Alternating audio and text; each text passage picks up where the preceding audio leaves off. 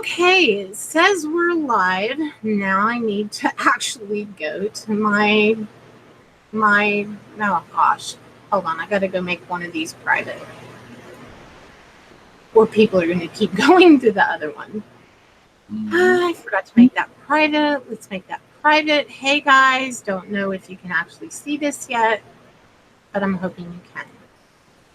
If you cannot, oh, wait, hold the phone. I think it might have worked. Might be working. I'm going there now. Look at it. Looks like it's working. Can y'all hear me?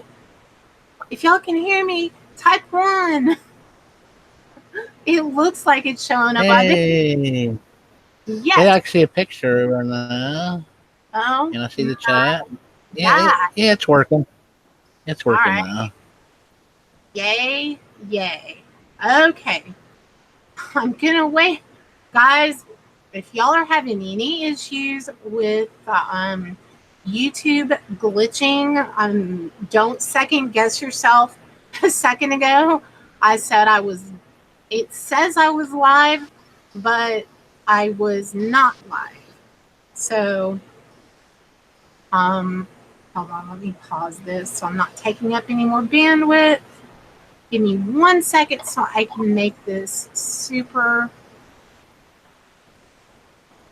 Okay, I'll move you over here and move you over here. There we go. Oh my gosh. It took an act of Congress to do this. Just about. James Griffin. Hello, my friend. I'm so glad to see you.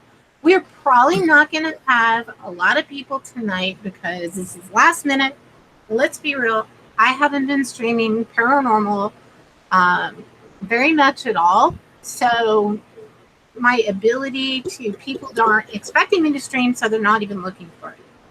However, that being said, I am definitely going to be, I'm going to be streaming on a regular stream basis. And how are you going to know when I'm going to stream? Well, I'm going to make 3 streams during the week. 2 of them will be in the afternoons, and then 1 of them will be on Friday or Saturday night, depending on which night. After my child starts band, then Friday nights are football games and stuff like that. So it'll probably be Saturday nights. But what you want to do is keep looking at my homepage, and you will see that the streams will already be scheduled. That way you guys can plan on when I'm going to be here. And also, I actually, and I didn't even get to tell Pearl this, I've already recorded 3 that I'm going to upload. So you're going to be seeing some short 5-minute uploads. Yes, we're still talking about serial killers. Yes. So about okay. And Map's going to be joining us in just a second. But here's the thing. What I wanted to do, Map was making a comment last night when we were over on Pearl's channel about like somebody like Charles Manson, that like all you saw behind their eyes was like dark, like nobody's home, and you not only could see that blankness and that kind of evil, or that it's kind of like when you see somebody and people say that their eyes are soulless, like they don't look like they have a soul in there, kind of thing.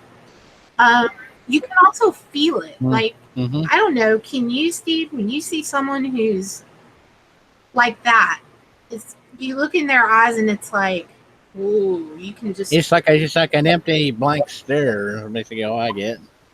There's nobody home. There's nobody home. And that, so Map was starting to talk about that, and then some people in chat were talking about it. And I was like, you know what? I really want to pick this topic back up.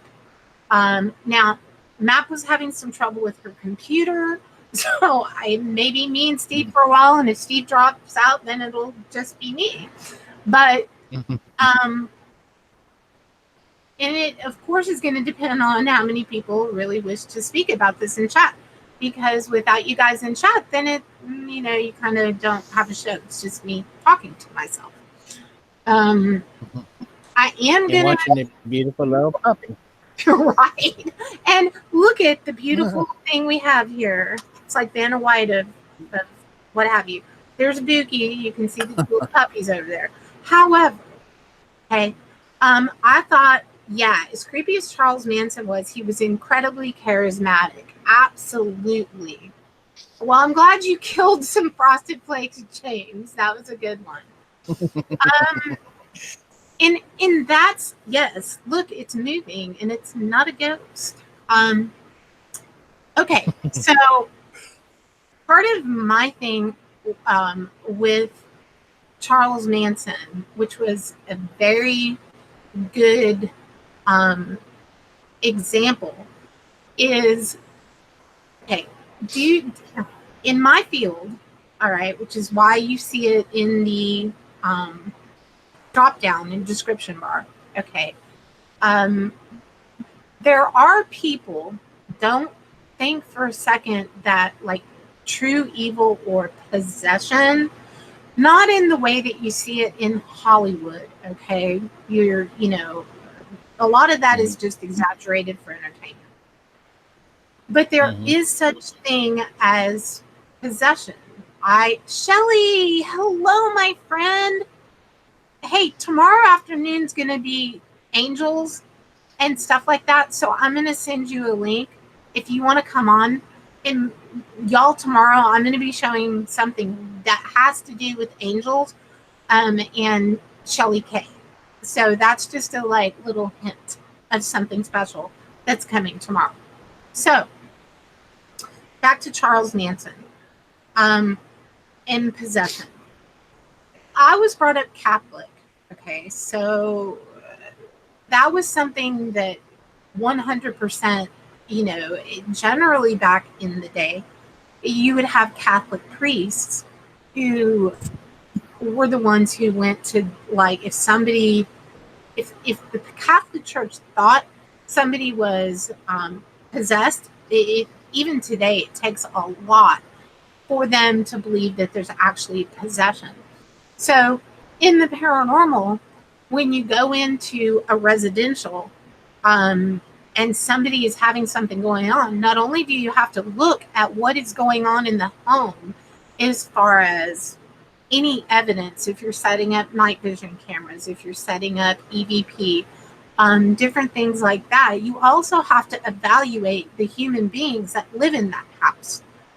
Because there can be people who have been what we call, first of all, the first stage of something like that is infestation, and the next one is oppression, and then the third one is possession. When you get to that point, that's where you pretty much have to call someone like Bill Bean, the deliverance minister, or somebody that does deliverance ministry to help a person who has that. So then that brought me to the question of people like Charles Manson, Ted Bundy, Ed Gein. Okay, those are three people that I typed in. If somebody else has somebody that they want to bring up in chat that they're wondering, what was that guy's name? Richard Ramirez. Okay, I should have put that one in there too. Gosh, I don't know if she might have fallen asleep. Why am I not able to see someone in my chat? Okay, well, somebody's got me blocked in chat. I'm not going to bring it up. It's fine. If someone does, I can't see you anyway. But since Pearl said, hey, I think Lady J and I had this conversation before. I'm going to have to go look and check that.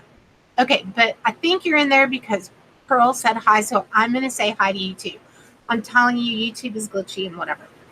Okay, yeah. Bundy. Yeah, another one, Jake. Absolutely right. That was charismatic.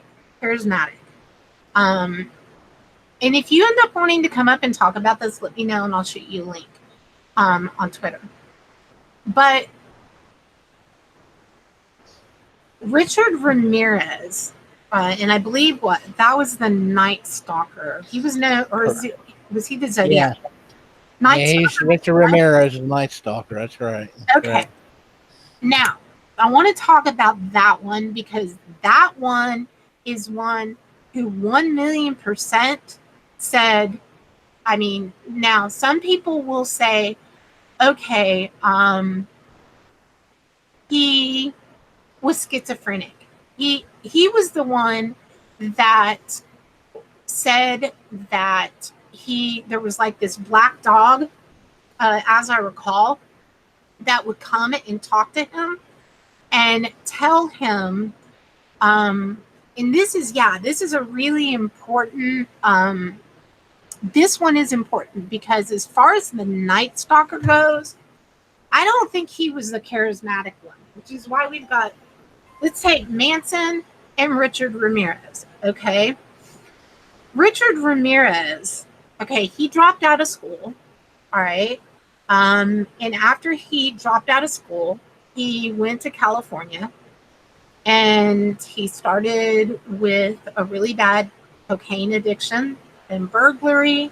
And then he became very interested in cultivating Satanism. He was arrested for auto theft in 1981 and then again in 1984. But by 1984, he started to neglect like personal hygiene and things like that. He started to look more like somebody who was, living on the streets. And he started to get really dark. But then June 28th, 1984, that's like what they considered the first like known murder of Ramirez. And the victim in that was a 79-year-old woman. He sexually assaulted her, stabbed her, and killed her during a burglary. And then he went on a spree of several brutal murders, rapes, robberies, etc. 1985, we have more killings, and so on and so on and so on. Now, he 1,000,000%, said he was possessed. Okay. If you go look at his picture, if you go type it into Google right now, like into Google, you'll see that same look. But he also attracted like a cult-like following. And a lot of those people were what they call black-clad Satan worshipers. He dressed in black. He dressed in black when he went to court. In the end, it was like 43 charges, including 13 counts of murder, 5 counts of attempted murder, and 11 sexual assaults. So he later went on to write a book about what he did, what he saw in his mind, what kind of his reality was. Hey, Betta. Yeah, he also had very dark eyes. Okay, Jake Jonas. H.H. Holmes, that actual topic in the murder at the fair, the World Fair, the year that he got all the victims, that's actually going to be one of my shows that's coming up. I have been wanting, in fact, it's already in my queue, but it's on private. The H.H. Holmes thing, I absolutely, everything that I've seen is that he also was Jack the Ripper. The skill, like when he left the World Fair, it was, yeah, you're right. He was killed. They were killed in similar fashion. I like how he had his house set up. That was the thing about him. That was creepy. Okay, the Holmes thing. Hey, Butta. And so, okay, that's another good example. You've got different people on different ends of the spectrum. But Richard Ramirez, I think, could very possibly be a great example of possible possession. Now, I'm not down for someone saying, okay, well, the devil made me do it. Okay. I mean, that, but by the same token, there is such thing as being possessed. And there is such thing as evil. It's in the world, and there are lots of people that embrace that. Um, Modern extremists. You're talking about Ed Gein. So a woman on the street, his first thought was what her head would look like on a stick. Evil for sure, but also psychotic. Yes, Ed Gein, if y'all don't know, is the one. Ed Gein was. Ugh, that one creeps me out.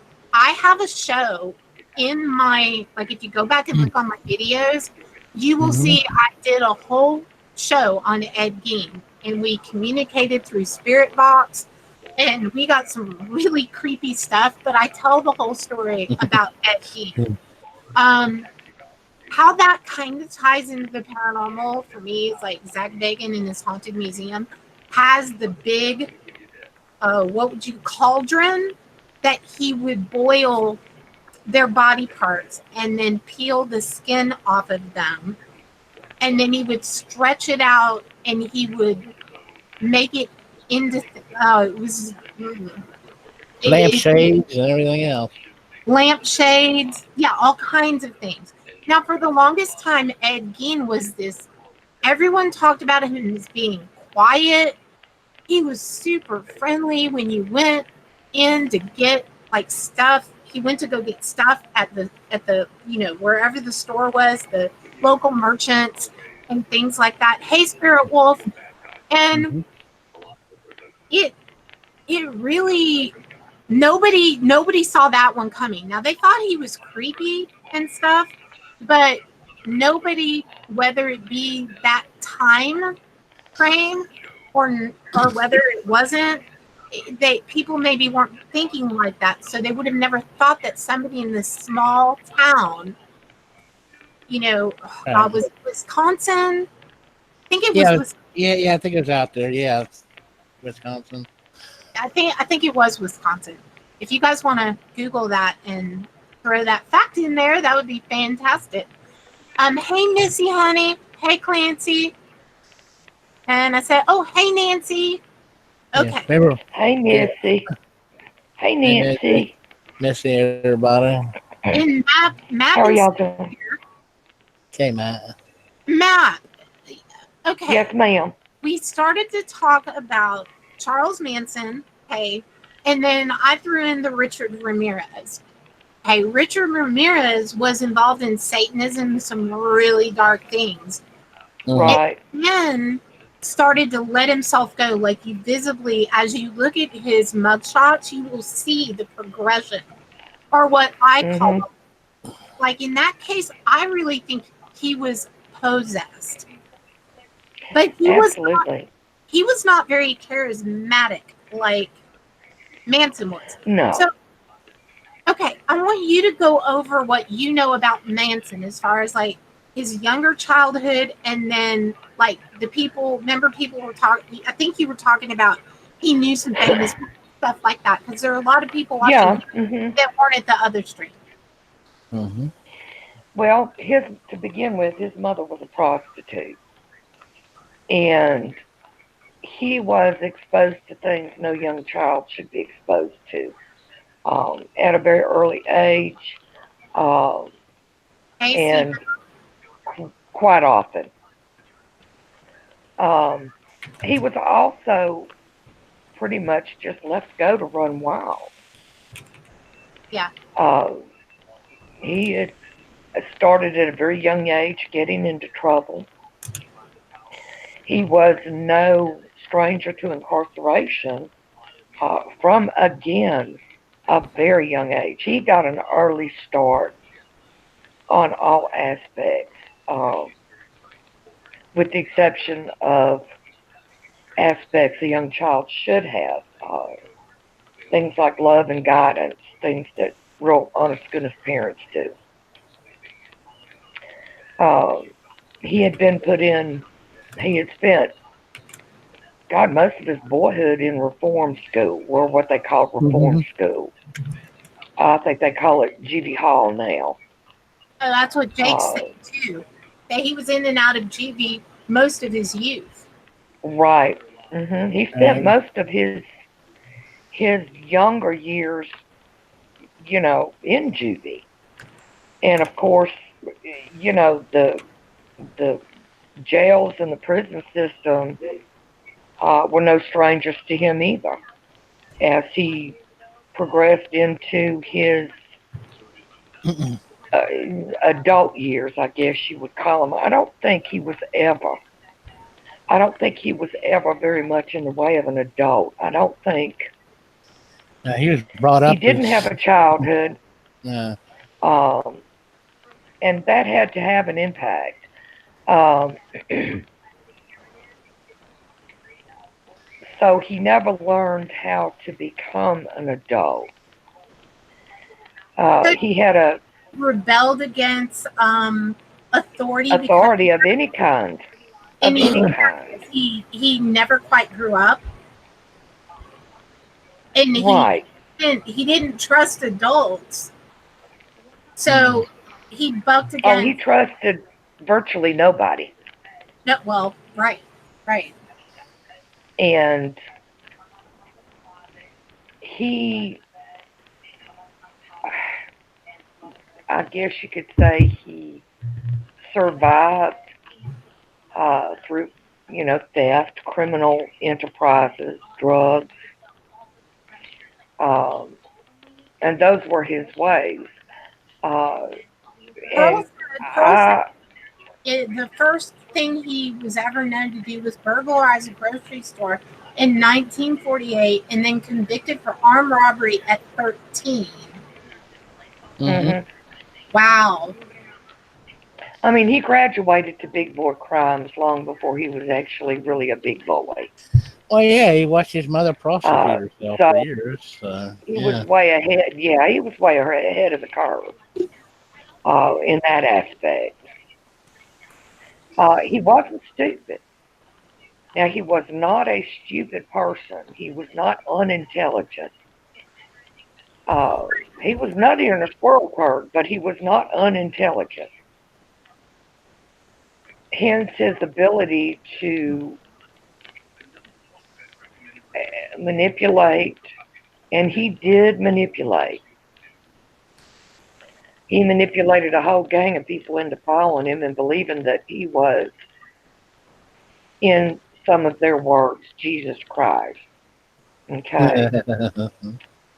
And don't think that he did not play that part to them. Now, So I you're think saying that, his followers believe that he was Jesus? He had them Oh believe. yes, yeah. a lot of his followers thought that he was Jesus. That's why Hmm. they followed him with the fervor that they did. They felt like they felt like that he was the second coming, and that at the end of it all, that he and his followers would be the ones to reign. Wow. Um, Hmm. he helped to control through manipulation, intimidation, and drugs, which he handed out all of the above on a very uh, regular basis. He had the females turning tricks and stealing Yeah, say the to least. bring money in to buy Considering drugs. what his mother did. Because Jake Jonas said that Manson hinted that his mom had pimped him out to men as a kid. He never said it Hmm. Mm, outright, but he made hints. But then Jake said, "Who right. knows to believe from Manson?" But hey, James Watts, what are you doing? Hello. And it also, Jake said that Manson used strong doses of LSD and textbook brainwashing methods from the government that the government used. Someone taught him how to brainwash people at some point. What do you think about that? What Jake just said. Well, I'm thinking and this is just my own personal opinion, but I really don't think he would have needed anything. Not that, and I'm not disagreeing with you, okay, Right. but I really don't think that he would have absolutely needed any type of training Right. um, from any brainwashing techniques from the government because he was born into it. He was a natural born and a very gifted manipulator, but he also had the cruel streak to go along with it. Right.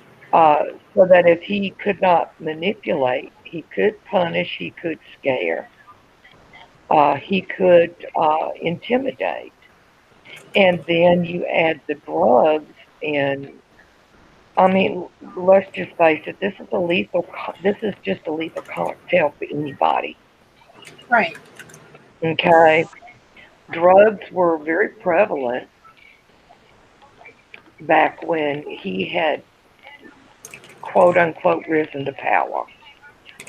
Right. Um, and it was also really a good tool for control because you've got to figure too. Now, a lot of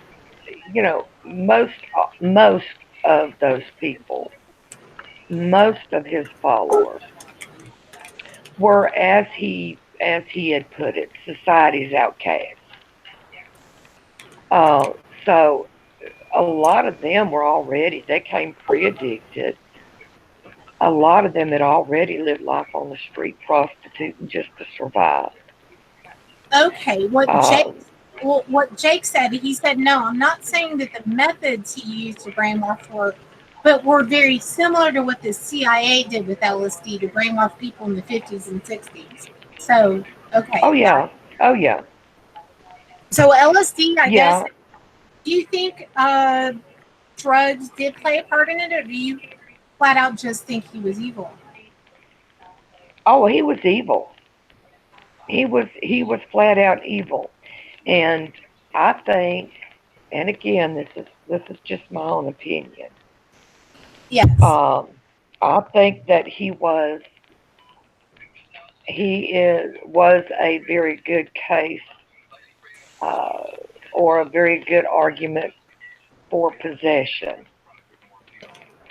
Right. If you look into, if you ever looked into that man's eyes, they were dead. They were cold. There was a void. They say the eyes are the windows to the soul. Yes. It was, and it gave me the feeling of walking out of, say, your nice warm house, Right.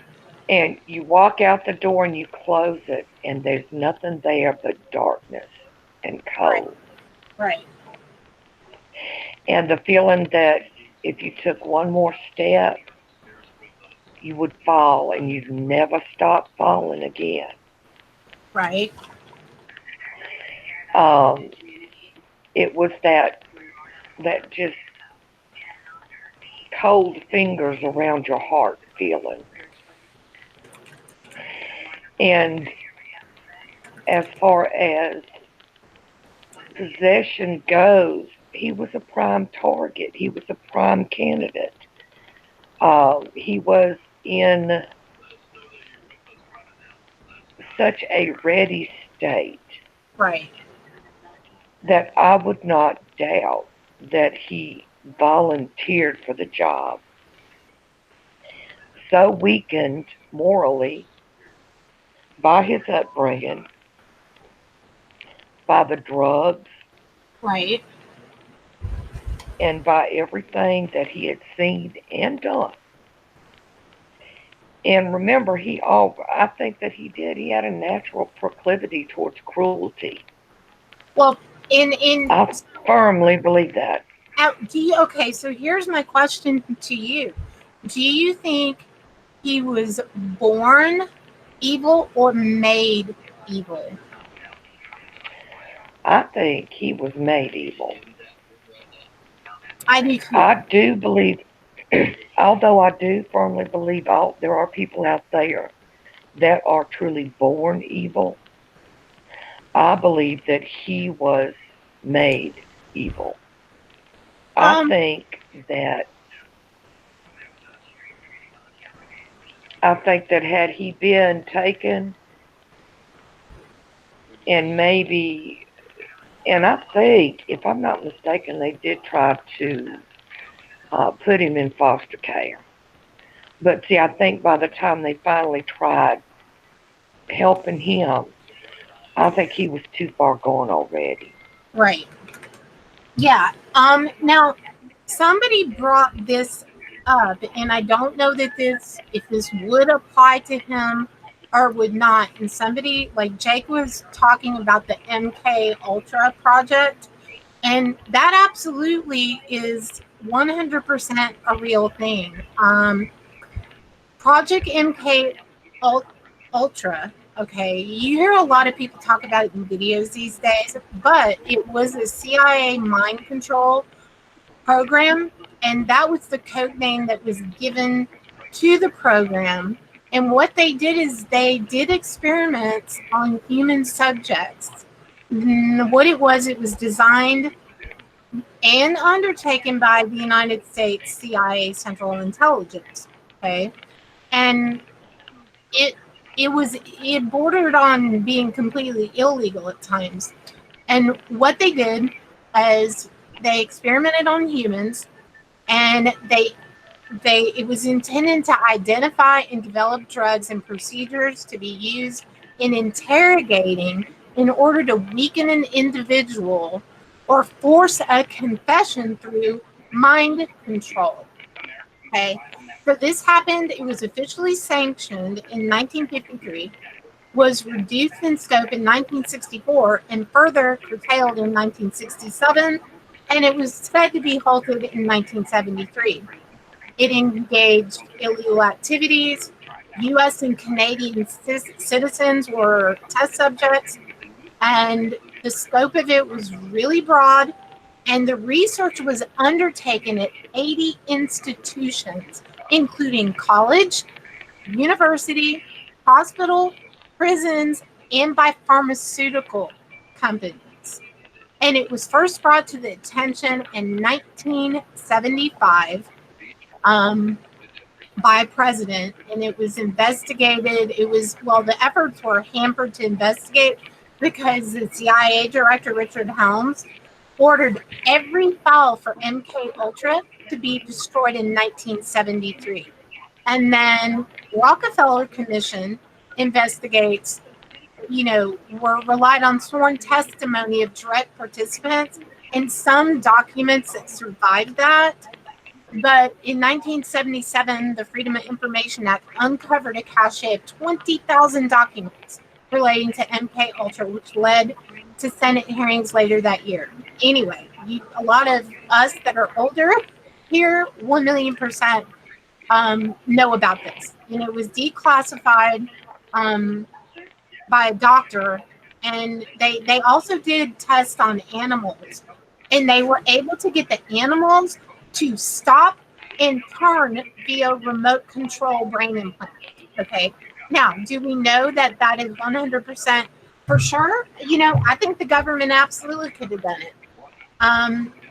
So if you think about that, okay, and if the government was able to use LSD in different drugs of that manner, it absolutely could be that Manson somehow stumbled onto the exact type of thing and found that in using LSD to, get the followers, he mind controlled them, much like MK Ultra.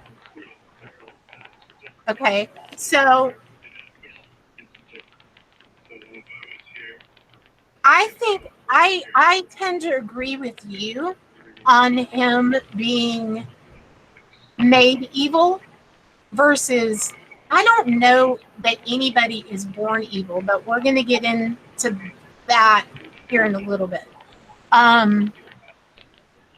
Do you think that similar to that map at some point that is kind of what happened or how he cultivated it? Well, I think that he had. I think that he had cultivated the cruelty and the manipulation. I think he had far more uh, experience cultivating those other two aspects. I think that he did find drugs to be a very useful tool. Right. And it's a scary tool. So, he used drugs to cause his followers. And let's don't forget the people that, hey, Jen TT, the people that he brainwashed into killing people were very smart from good families, y'all, Christian families. So pick up there, kind of where, go over now, like who he knew, where he stayed, like what you were talking about yesterday. Like, well, he knew quite a lot of the rock stars of the time. He had rubbed elbows with Beatles. He lived with one of the Beach Boys. He had he had been in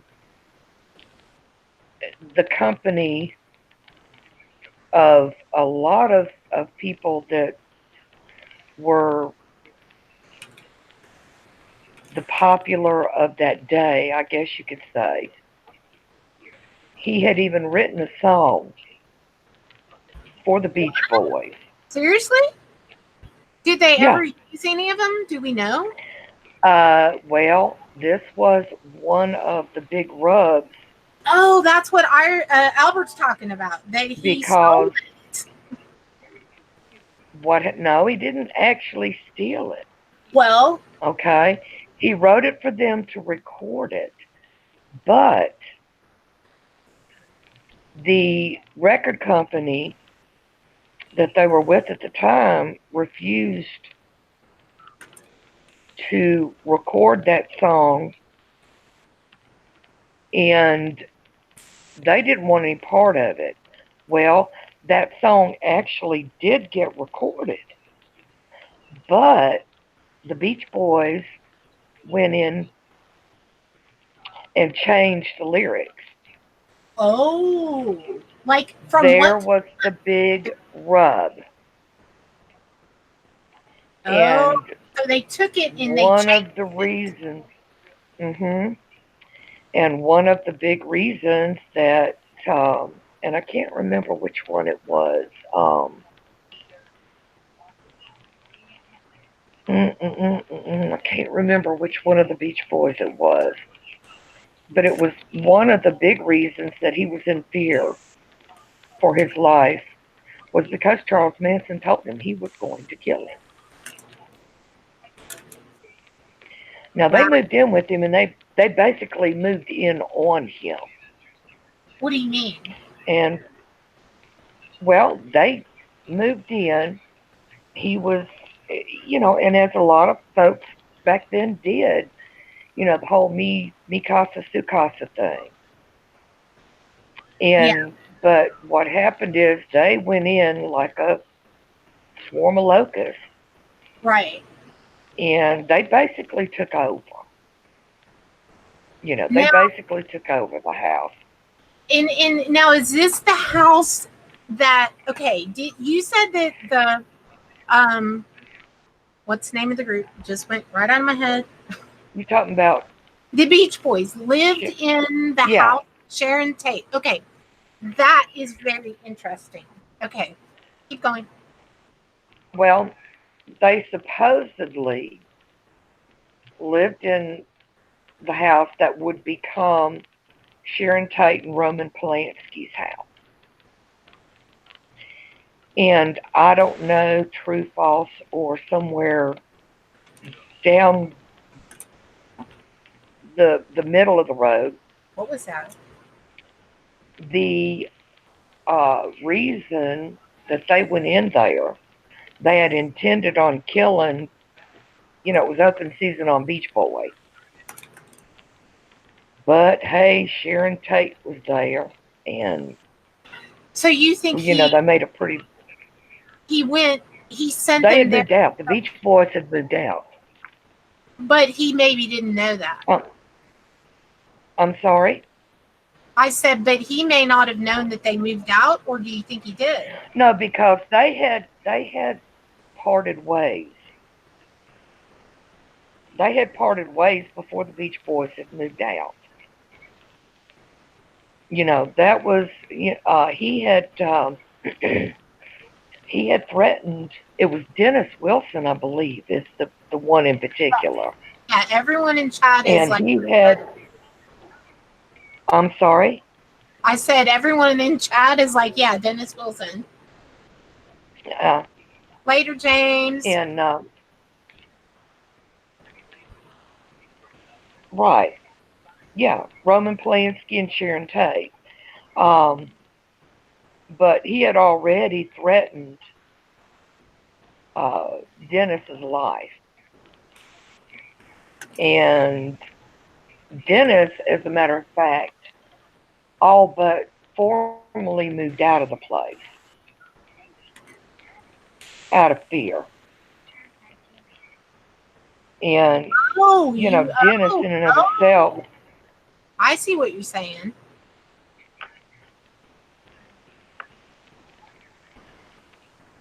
And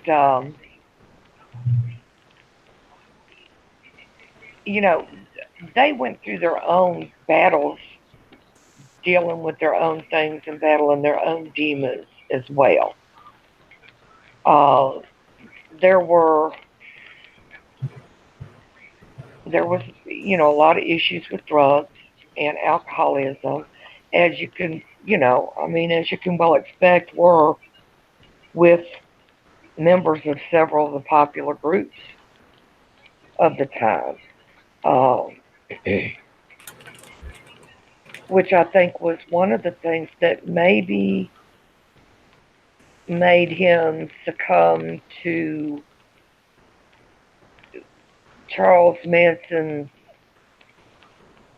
charms, I guess you could say, but not in that way. At the time, there was a big anti-government push. It was a really big and really popular thing to be anti-establishment. Establishment bad. And it's coming around to be that now too. It's like you're seeing the absolutely 60s and 70s. It's like all coming back, the exact same stuff. In many ways. Things have, in many ways, things have a tendency to travel full circle. But he had a way of being able, like I said, Charles Manson was not an educated person by any stretch of the imagination, but he was intelligent.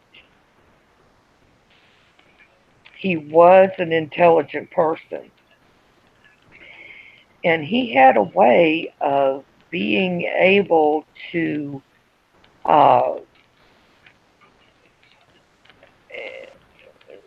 spin horseshit into gold. I mean, he had a way of being able to to talk to you and to deliver his quote unquote message in such a way as that it was very intelligently put, and the madness, if you will, the oh shoot, what am I trying to say? The paranoia was hidden.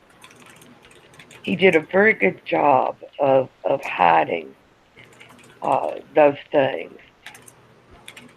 And anybody that was in the least bit receptive, Right. uh,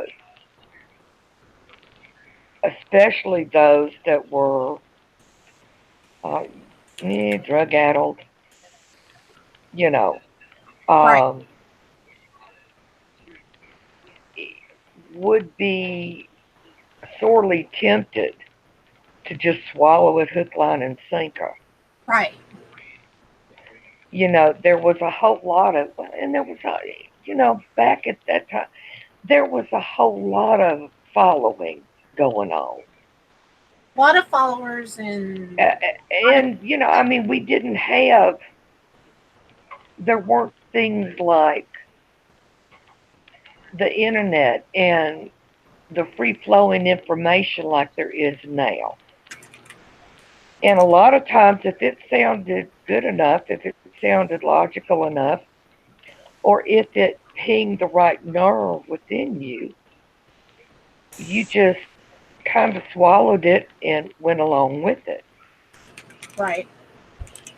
Now, Manson had this grand scheme of things, uh, and again, I think to a certain extent, I think somewhere deep down inside that he really did believe that he was an incarnation of Christ and Right. that he was supposed to rule the world.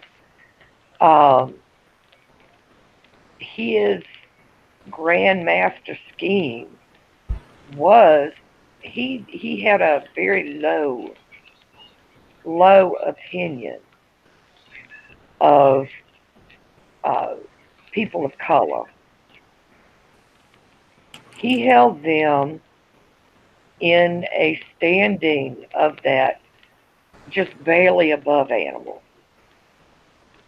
He had got it in his head and he had planned it out. I mean, he had a whole plan going.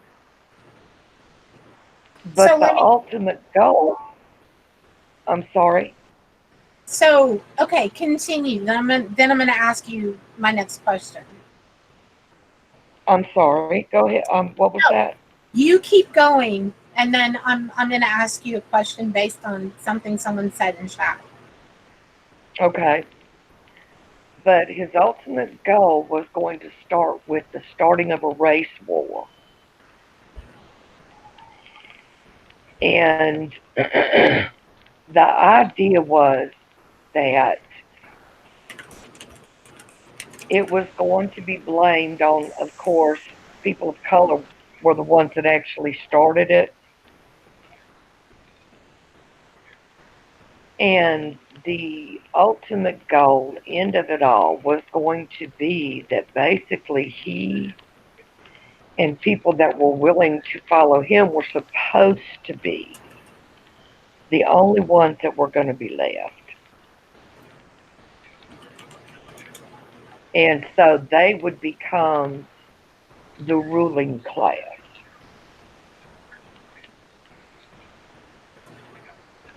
which And was, and then what happened? Because somebody in chat actually said Jake Jonas said that he wanted to start a race war that the blacks would ultimately win, but then Manson claimed they were too stupid to govern themselves, so they would ask right. him to rule them or something like that. Well,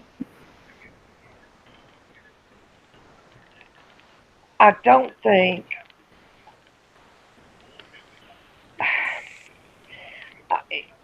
I don't think that he thought about the fact that maybe they were just a little bit smarter than what he gave them credit for, to be quite honest with you. Right. Because he was going to have to do a whole lot of manipulating in order to get this thing started. Right. And I think that he thought that people, again, like I say, he thought that people of color were just barely above animals in intelligence. Right. So I he thought don't. He all was that. he thought that he could get this whole thing manipulated and get them manipulated into a war. Okay. Okay, but I don't think it quite worked out the way that he had planned on. So I don't think that he found them to be quite as easily led as what his opinion of them said that that they should have been. Jake Jonas said, Matt, didn't Manson steal wallets from the Tate house and drop them in the ghettos of LA for the police to find, and that would set off the race war he wanted? Do you recall that?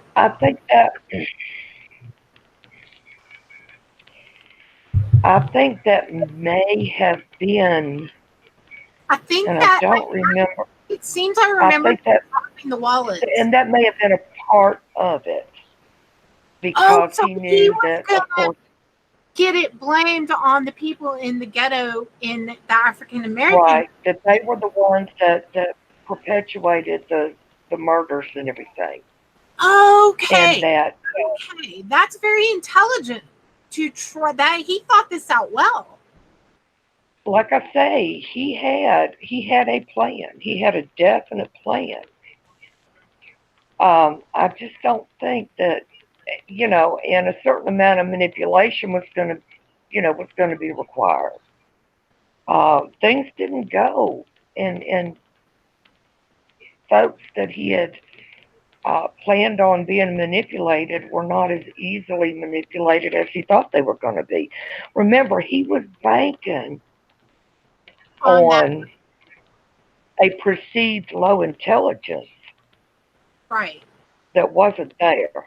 No, because they are just as intelligent as white people, which of course it was a different era back then.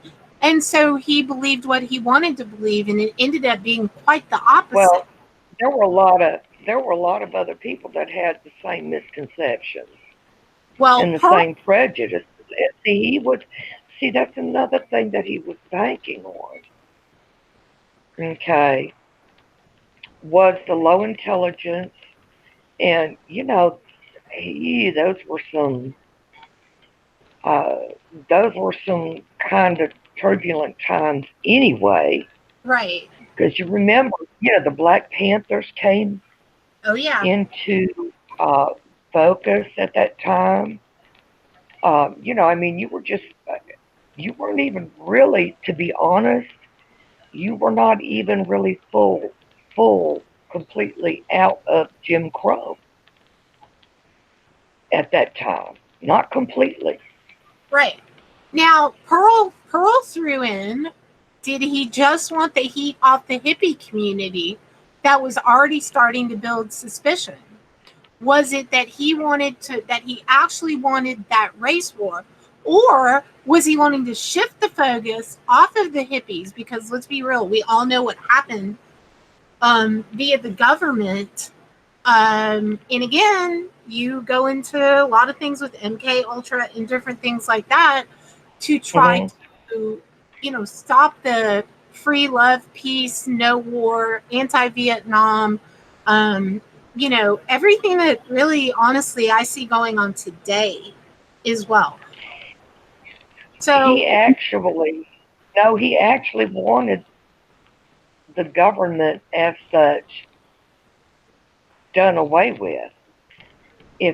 For him to come into power, had he been able to come into power, had this whole thing worked, okay, it would have been, the United States would have become nothing but one great big commune.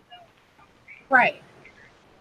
And that's what he wanted. I mean, that was the ultimate of ultimate.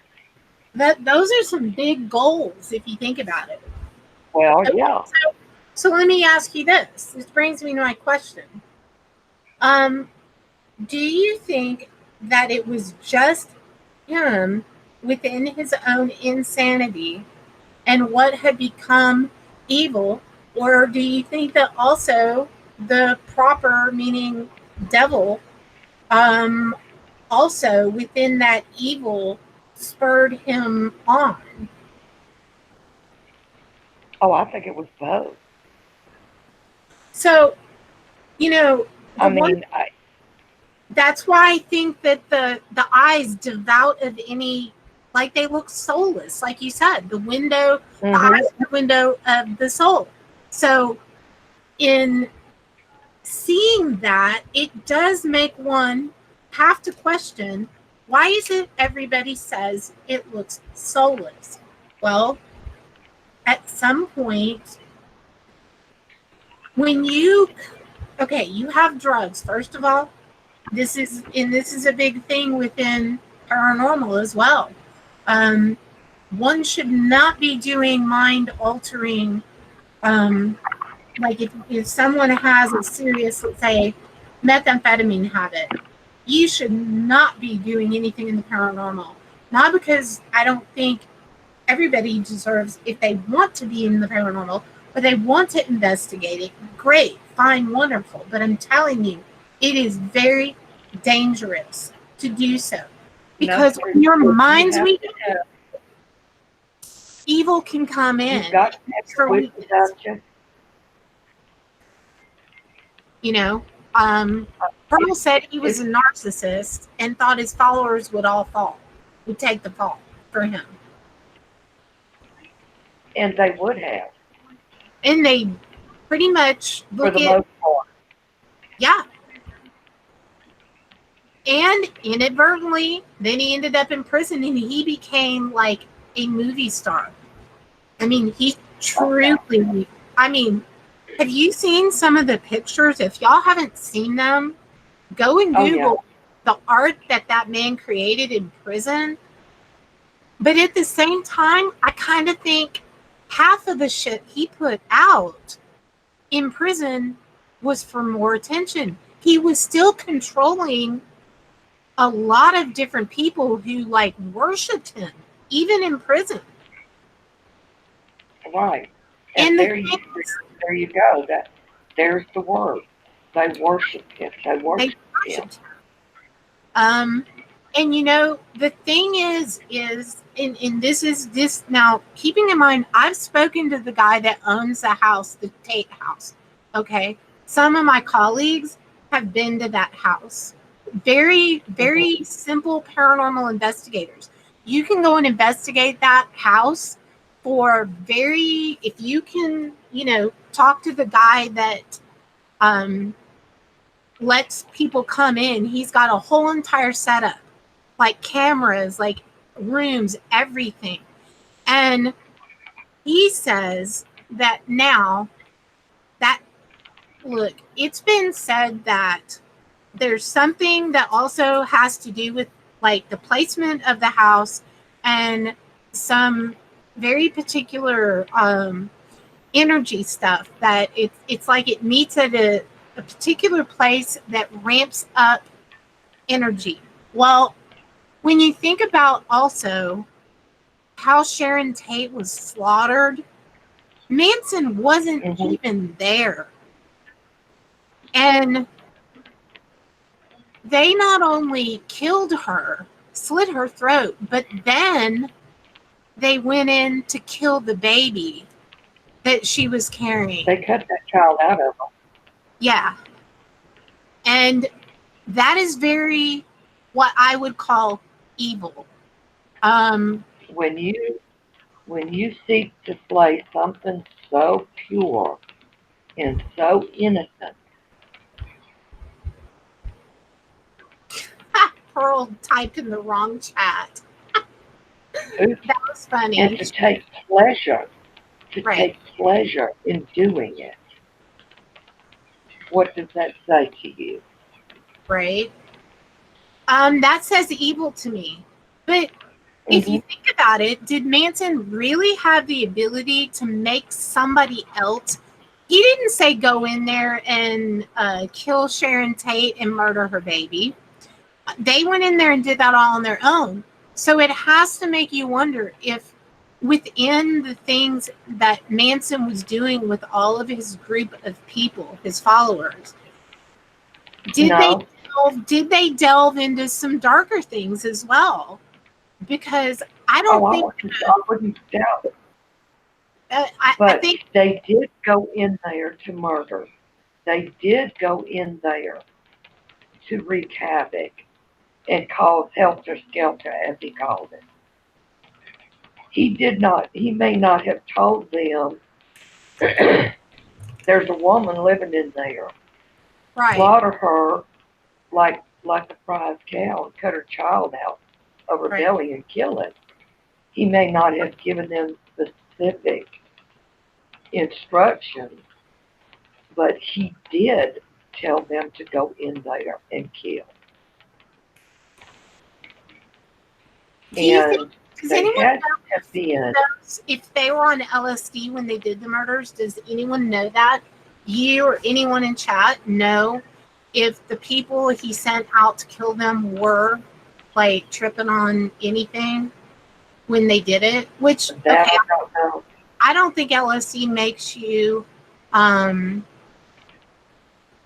don't think it makes you kill people. Oh, and Jake Jonas, you know what? I am totally going to plan a trip to go down into out of this country. You can go and you can go and you can go through this spiritual therapeutic thing with DMT. That's a whole other topic that I'll go on a different show. But I do, like me personally, I have watched and studied everything about the DMT, and I've watched it help people's souls, I mean, it's, and again, that I'll do a whole show on that because I have not only watched every show I possibly could see on that, but also YouTube and everything else. And DMT is not LSD. It's something that's made. Anyway, it's a whole different topic. But I wanted to address that you brought that up because some people are talking in chat about different things that have to do with DMT and LSD are not the same. But yeah, it is called the spirit molecule. That's right, Jake. It absolutely is. And it is in every living organism on the planet. And that DMT goes super deep spiritually. Okay. But I think if you take something like that and you put yourself in a particular situation that's not spiritually safe, not DMT, but I think other drugs like they were taking, you can find yourself an open door to evil and doing things that you would never do. And that's much like, was it Susie? I think it was Susie Atkins that carved Sharon Tate up and took a live baby. She was close to giving birth. That child could have, in a hospital setting, lived on its own. Mm-hmm. That's evil. So, well, if I remember correctly, before Sharon died, they told her they were going to kill the baby. They did. If I remember correctly. They did. They told her. She said, please don't, I mean, no amount of begging, no amount of, and when they talk about it, like when they talked about it with what they did, there was no regret. There was no compassion. No, nothing. Oh, no, they were very matter of fact about it. Yeah, very, very. So, in part of this, okay, okay, I'm gonna pause here for a second, and I want to tell you some of the things that are. I'm gonna read a little bit to you and talk to you a little bit about how people can be possessed, like demonically, because in my thing that I explained, we're gonna go between these people and evil and possession because it's it's a good topic of debate, and it's really a very important topic within the field that we're in, and how cautious you have to be when delving into it. Okay, so people always ask, okay, how do you get possessed by demons? Well, it's kind of said, if you, especially if you even look back within Hinduism, Islam, Asia, African, um, Christianity, that people have believed for a very long time that demons, spirits, things that are alien to this planet can come into you, and cause you to do voluntary or involuntary things that would be very detrimental to the thing, whether it be an animal or a person, especially within cults. So you got to remember that word, cult, because Manson absolutely was running a cult. Okay. Absolutely. So when a possession becomes what we call intelligent, it's when it's believed that the entity will take control over your mind and body, and you can't control what you think, nor can you control what you do. However, in allowing it or giving it permission or stating out loud that you wish to be possessed to like do bad things, which we don't know if any of these people actually said, hey, like, give me the power to be able to do this. Well, by saying that, you just gave like silent permission for that entity or that demonic thing to enter your body. And I do, this is my personal opinion, I do believe that that happens, because it's what we call opening doors, okay, and inviting the demonic in. People don't realize, like, when they do this, the great power that they are giving something that can come in. So another way that you can get possessed is, now I don't know if I buy this one, but people do believe that if a parent curses their child or places a curse upon that child, it's a statement that the child be given to the devil or another god or a lesser minor god than the God of the Bible. That it can happen within other religions. It is believed that those gods are worshipped, and then the child is dedicated to those gods that was given by the parents, or what's called a parental curse that they put on the child. Well, this type of possession is the most difficult to exorcise via the Catholic Church, which is will tie into the person, air quote, that I will be speaking of a case without their name being used, that what I just read is actually applicable to the person in my real life. Now, some of you guys know who that is, but please do not type it in chat. Okay. right.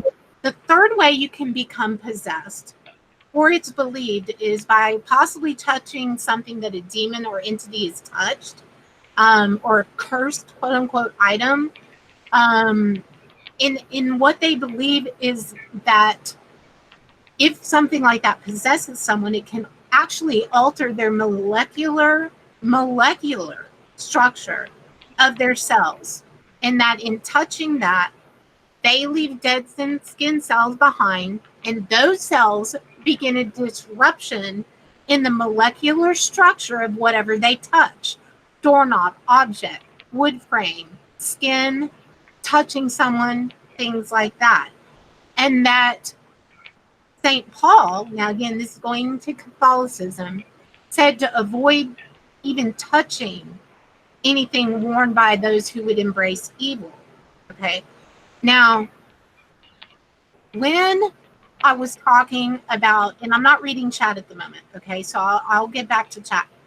In an infestation, it's a very huge no-no to address a suspected entity directly or yell at it. So when you see things on TV, or you know people in investigating, yes, yes, thank you, yes, provoking. And I'm just going to say this, okay? If y'all go look at early Zach Bagans versus current Zach Bagans, you will see a huge difference in his eyes, in his tattoos. I mean, if you go look at the thing he's got tattooed on his back, it changed him, okay? But they go and they hunt the dark, okay? That's what they do. Zach Bagans and his crew are pushing the limits that other people should not push, okay?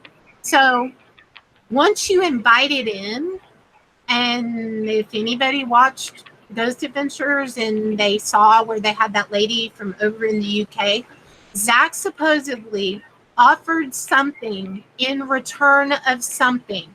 He wanted to see the dark as close as he could get to it, to understand it, to study it, to expose it, to reveal it. It has become a huge addiction for Zach Bagans, in my opinion. And once you do that, if you invite it, and you say, hey, are you there? Provoke. Talk to me. I demand you speak to me, dark entity. Da-da-da. Hello, you just wrote an invitation? Because they're like, oh, you don't have to ask twice. Okay, so that is where infestation begins. Not unlike a disease. Neither provoke nor invite. Correct. And so a lot of people believe that if you have an intelligent entity that's haunting you, that's not influenced from a natural energy field, that it's an innocent ghost. Well, that's not always true. So then the longer you wait, I want to talk to y'all about some of the things that happen during infestation. Okay. Now this is going to take me just a second. All right. This is stage 1, infestation. Objects that are moving around, that are moving around unusually, doors opening by themselves. If you have pans or dishes being thrown, furniture moving itself, pictures falling, fires that start, or like if you're burning a candle and poof, it like falls over, or the flame gets really big, that kind of thing.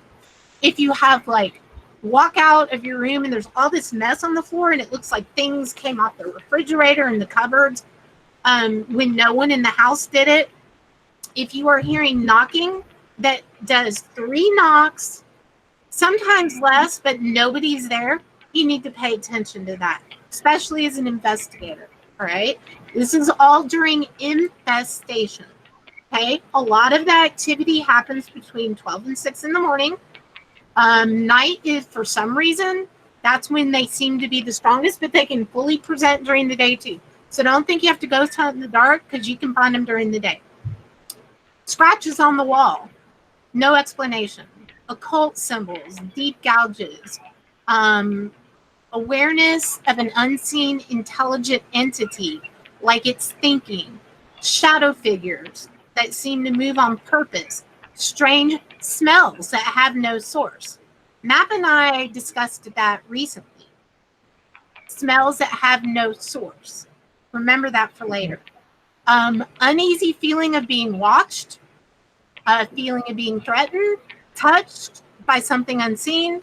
Of course, scratches, claw marks, bitten, being sexually attacked while sleeping, somebody feeling like someone's trying to pull you out of bed, feeling like you've been slapped or hit, having something unseen throw something at you or a person or an animal, hearing footsteps when no one's in the house.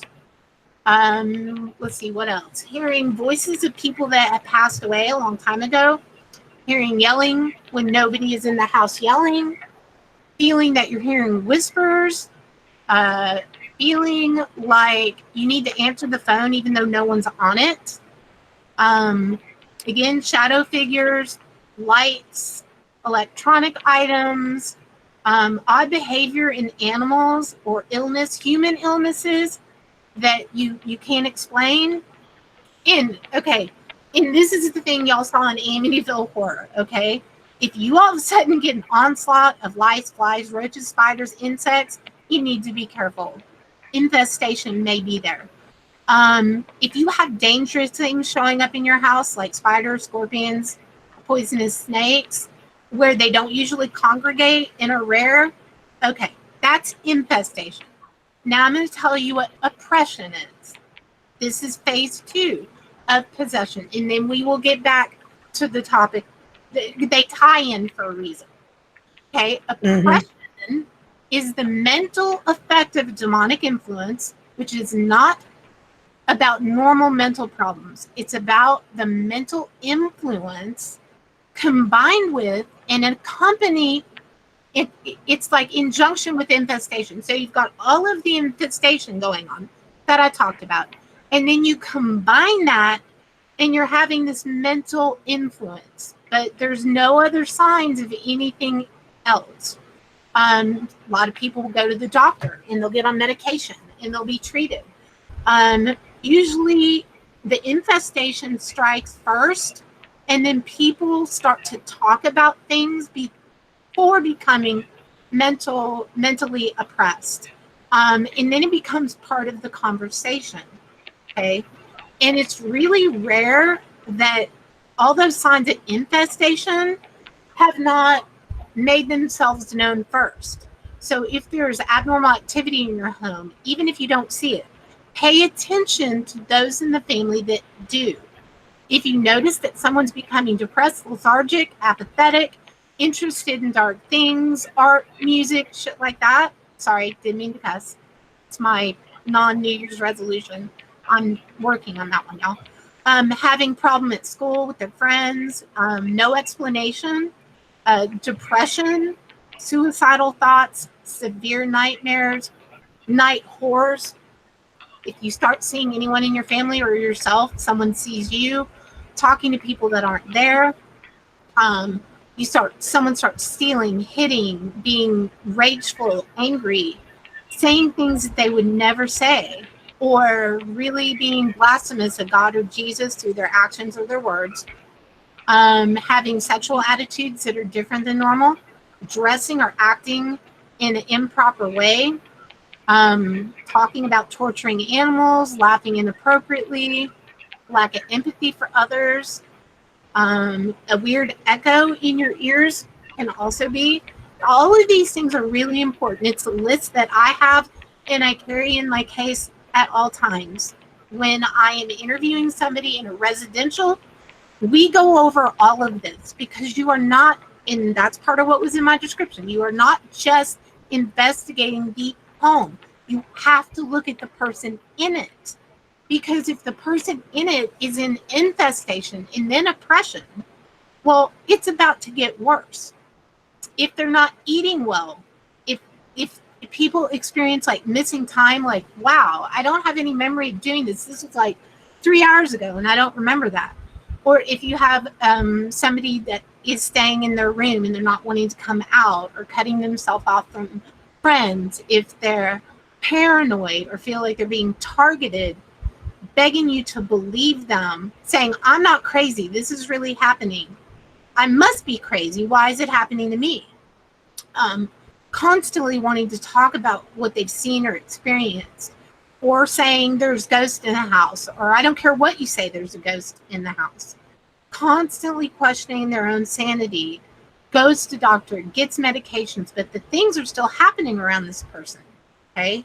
Getting frantic, not sleeping well, won't sleep in their room out of fear, refuse to enter the rooms of other rooms in the house. Like my daughter, we lived in a house that my daughter, when she was 5, she would not go into the bathroom. And we came to find out some really bad stuff happened in that house. Okay. Losing weight, overly concerned with death, putting crosses all over their room. Okay. A lot of these things can indicate that you are in oppression. Okay. If you're a paranormal investigator, you need to be really cautious of these things, or have the people around you that know you're an investigator be very aware. Which brings me to the third thing, which is when you go from infestation and oppression into actual possession. Okay, and if you see this in somebody that you know that investigates and they're going to deny all the way around that this is not happening. If they start, okay, if a person, this is possession. At this case, you don't know that person anymore. You're like, I don't even know who you are. They start hurting things like animals, birds, reptiles, or people.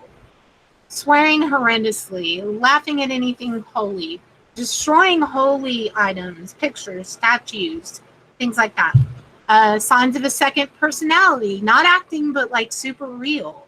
1 minute they're one way, next minute it's someone you've never met. Looking animalistic, growling, physical, mental abilities that no normal human possesses, or power of kinesis by making items move on their own. I'm gonna throw a joke in here to tell you that a certain somebody, maybe named Huff, now thinks he has the ability to telekinesis, move things. Go look at his channel and you'll see it. Maybe he's possessed. Okay, I had to throw a joke in there to lighten it up. All right.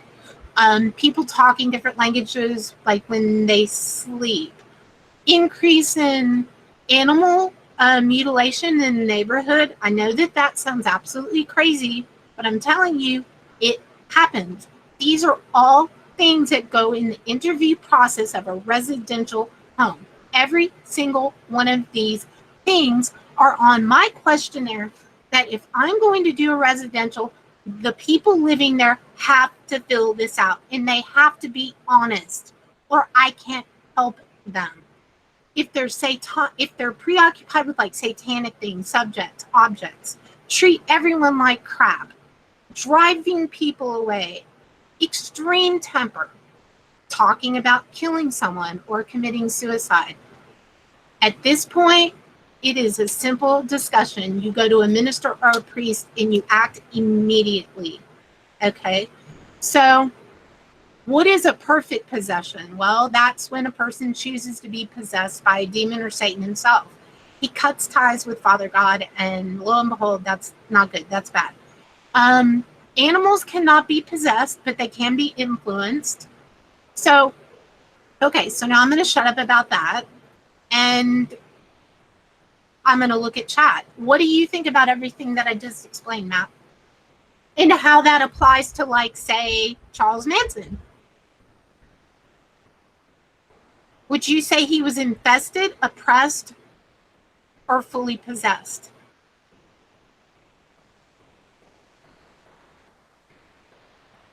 Can y'all still hear me? Steve, can you still hear me? Anybody? Okay, Matt muted. She must have gone to do something. Okay, so I can't ask her opinion because she's muted. Okay, now let me look in chat, all right? Let me read a little bit. Thing that could be music, metal. No, metal, it's not about like metal. Let me scroll all the way up. Okay.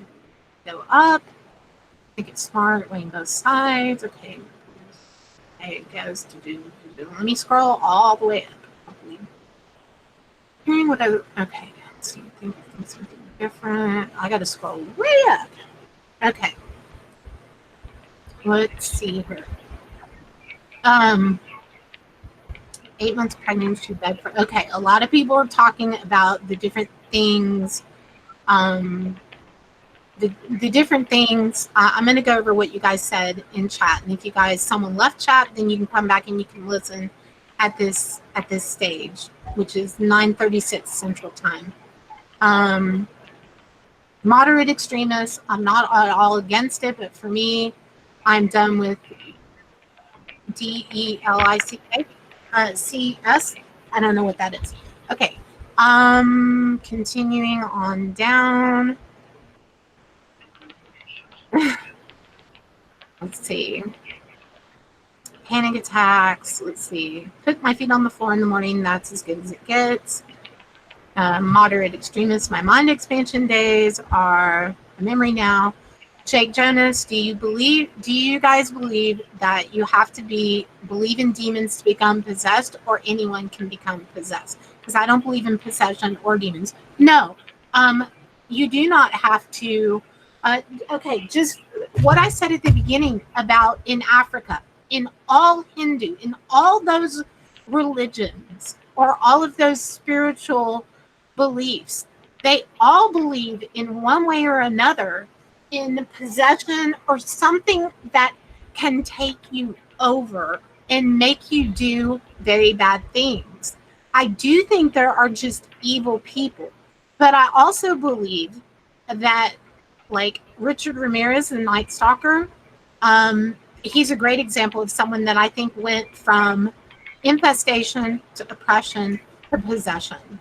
But it's okay not to, if you don't believe in demons and you don't believe that someone can be possessed, it's okay, because what we're here to talk about is people's different thoughts. Like you don't necessarily have to believe it, but like as an investigator, when I say that things are very well covered when going on a residential, anyone who would go hunt with me would be like, good God, Kat, Jesus. Do they really have to go over all of these things? Yes. Just circle any of these that might apply. They might not circle any of them. They may just have an electrical problem. That consequently is usually more the case. There's something electrical, what have you. But you have to cover the human beings that are there, or you're not doing your job right. Okay, you're not covering everything. Do I think that you're weird for not believing in possession, but wouldn't tempt that shit or ask for it, Jake Jonas? You know, you lay more in the place that a lot of people lay. They don't know that they believe in that, but they're also not going to tempt it or try to like test it out, you know? So that, yeah, I agree. That is smart. Wouldn't hedge your bets. Nope. And just because you don't believe in it doesn't make you think it's not possible. Same with ghosts. Like I know, Jake, I know you don't believe in them, even though people swear by their experiences. You know, it's good to just keep an open mind, and like it's kind of cool to talk about. So I have all of that going on, what Kat is saying now. Moderate extremists, which one? Phase 1, phase 2, or phase 3? It is hitting home for me. Okay, if something is hitting home for you, okay, moderate extremists. Thing is, I cleanse this place over and over. I go to church. I'm doing the right stuff. Okay, I'm going to talk to you about that moderate extremist. Jake Jonas. His opinion is that Manson was psychotic, without any possession, and was fully aware. I kind of agree with that, but I think that he led his followers down a path where they became that. So Jake said, for those of you who believe in possession, if you believe someone is possessed and they kill, should they still be held responsible in court? Well, depends. If it was my family they killed, yes, they should be held responsible in court. This is where I become a hypocrite, because I do believe there are people who are, that would end up being what is considered criminally insane.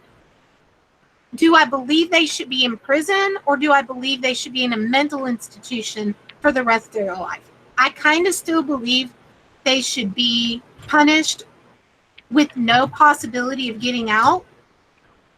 But I don't always know that jail is the right place, because a lot of the people that do these kind of things, they kill people in jail as well. So you have to weigh, do you really think that jail is where they belong, or a mental institution? Okay, moderate extremists. If you're experiencing phase 1 and phase 2, I would really love it if you would email me at southernangels.paranormal@gmail.com so we can talk about this, because there are some other things that you can do and that can be done for you. Are you in the United States, extremists, or are you out of the country? Let me ask you that question, and I'll wait for you to respond. While I'm waiting for you to respond, Matt, what do you think about those different stages and how they might apply to some of the people we're talking about tonight? I'm sorry. Can you Repeat the question. Okay. Okay, you guys let me know in chat if you can hear me. Okay. Moderate extremist, it is, I don't just do local Texas, Arkansas, Louisiana, Oklahoma, in the surrounding states. If there is a case that needs to be worked on, I 100% will help you, and I will come to Michigan if need be to help you. So please, again, let me put my email in chat. Map. Okay. Matt, what do you think? I don't know if you were away from your microphone or not when I was going over the infestation, oppression, and infestation, but how do you think some of that might apply to the kind of killers that we're talking about tonight? I had trouble understanding what you were saying. I'm sorry. Okay. I'm having problems with my internet. Okay. So Matt may not be able to, she can't hear like everything that I'm saying. So,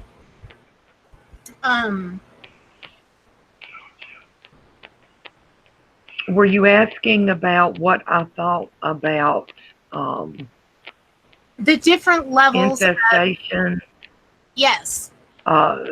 Oppression and possession?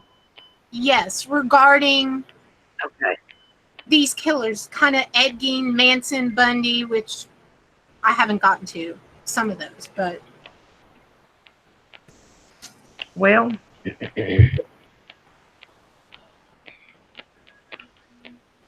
and again, you know, just my opinions, just my beliefs. I don't think there's any place on this earth where there is no evil around us.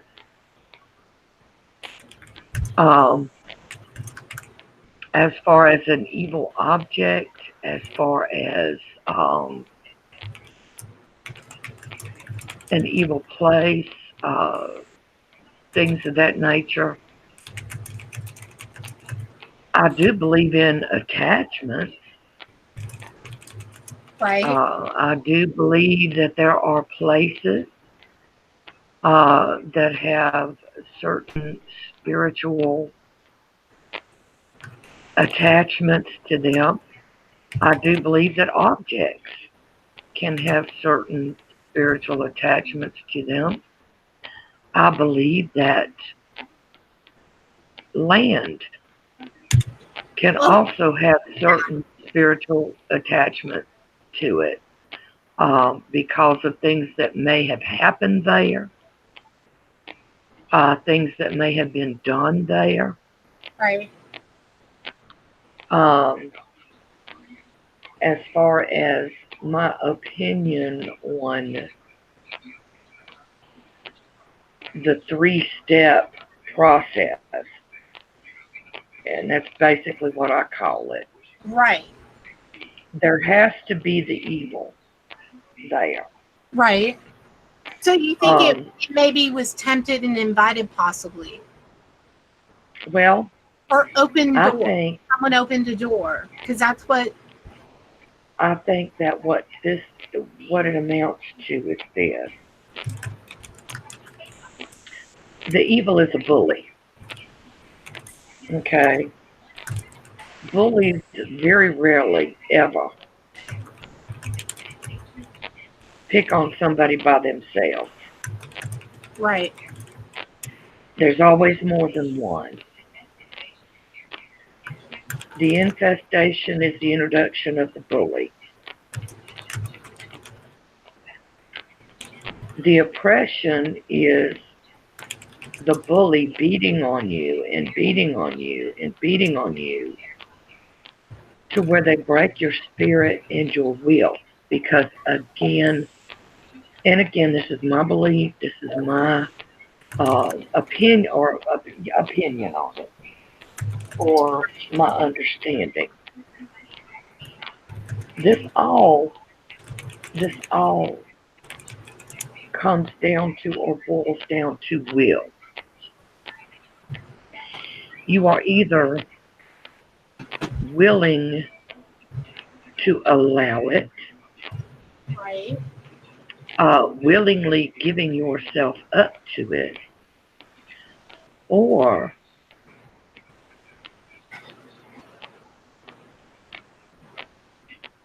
enforcing your will to be free of it, fighting it. Right. The purpose of oppression is to break down that will, to break down that spirit to where you no longer, because we all have free will. Right. Either we want it or we don't. Either we're going to do it or we won't. And it's kind of as simple as that. The Right. oppression comes when the bully is there surrounding you and making fun of you and making you feel less than what you are and dragging you down and beating you down to where you no longer have willpower. You are in a weakened state and not able to fight and are not able to guard yourself against it. Right. So that the bullies can then move in and take you over. You have neither the strength nor the will to fight. That is where the 3 steps. Now, there are some people that, and again, my beliefs, my opinion, my understanding, nothing more than that. There are people that have a taste for the perceived power, Right. have a taste for the perceived control, have a taste for the evil involved. And those are therefore going to willingly hand themselves over. Do you think that a lot of people Yeah. exchange power for, because a lot of people, like you see musicians, okay, and I might catch some hate for this one. Hey, you look at very famous musicians, rappers, this, that, and the other, and you hear it said all the time. You just look back on musicians, Janis Joplin, Jimi Hendrix, so many. They shoot up fast and then they die hard, and it's said that they sold their soul to the devil. And if you go and you look at the different, I don't really want to say the name because I don't want, like, I don't Right. want, y'all know who I'm talking about, okay? There's like, yeah, there's all kinds of things that I'll just say Illuminati, because I don't think they're going to come after me just for saying that they're in power. But I 100% believe in the Illuminati. Okay. Okay, and also somebody, I sent a link to Spirit Wolf. She was going to join. And somebody had a really good suggestion, because here we're talking about Manson. It would really be cool, they were saying, to pick one person. Jake was saying, like Ed Gein next time, and time after that, somebody else. And that'll give everyone like 3 days or so to study them. And then everybody come together and have an intelligent conversation about, like, it can be a series called Evil or Possessed, or we'll come up with a name for it, which I think would be great. I think that would be really fun. I think it would be a good idea too. Yeah, like to look at these different ones, because you really can't cover it in the scope of each one. We haven't even finished with the Manson one. So I think studying each individual one, like I did with Ed Gein and actually Charles Manson, I also did a stream about Charles Manson after he died, and we did Spirit Box. And I'm here to tell you, I don't know what came through, but whatever it was, it called itself Charles and a lot of other things. And you could hear his actual voice. Were you at that stream, Matt? Or was that, did Manson die before we met? No, dear. No, Manson died after we met. But I don't know. I don't You think may have missed that show. I'm sorry? So you might have missed that show. I may have missed that show. Okay. But I will say this. Spirits are not bound to tell you the truth. No, they're not. So with that in mind. Oh, yeah, Manson died recently. Yes, Jake. Mm-hmm. Yes, we will do a weekly series on serial killers, and we'll apply everything from what we talked about to something that has nothing to do with evil. Even though I still believe all of these people are evil for what they do, that doesn't mean they were possessed. And there is a difference. Right. And we've explained all the levels. So taking everything that y'all learned tonight and then applying that, going and looking about the next one we're going to do will be a lot of fun to... You're right, Pearl. NTT. Wait, what did Pearl say? Pearl said you're going to have to deep dive. Yeah, deep. Yes, absolutely. Jen TT said he died November 19th, 2017. Okay, so I guess that was before I met you, because we met in 2018. Wait. No. Yeah, it's been a year. Was okay. Yeah. Okay. It's Daniela. Yeah. It seems like we've been friends forever, you know? Well, no, I met you before that on Stevo's, in a couple of Stevo's streams. But we did not. Maybe not November 2017. We did not start coming to be friends until Daniela. Yeah. Okay. Yeah. So, yeah. Okay. Did anybody say a name? Let me see if anybody did. Okay. Spirit Wolf, can you put your email in chat? And I can't find you on Hangouts. See, a lot of people have trouble coming through Twitter. I don't know why, but they do. If you don't mind putting your email in there, then I'll turn around and I'll add you and I'll send you the link. Oh yeah. Okay, so applying this, let's just stick to Manson tonight, and then the next night, the next thing that we'll do. How about on Friday afternoon? Does that work for you, Matt? What about what time frame? Because remember, there's a lot of folks that work.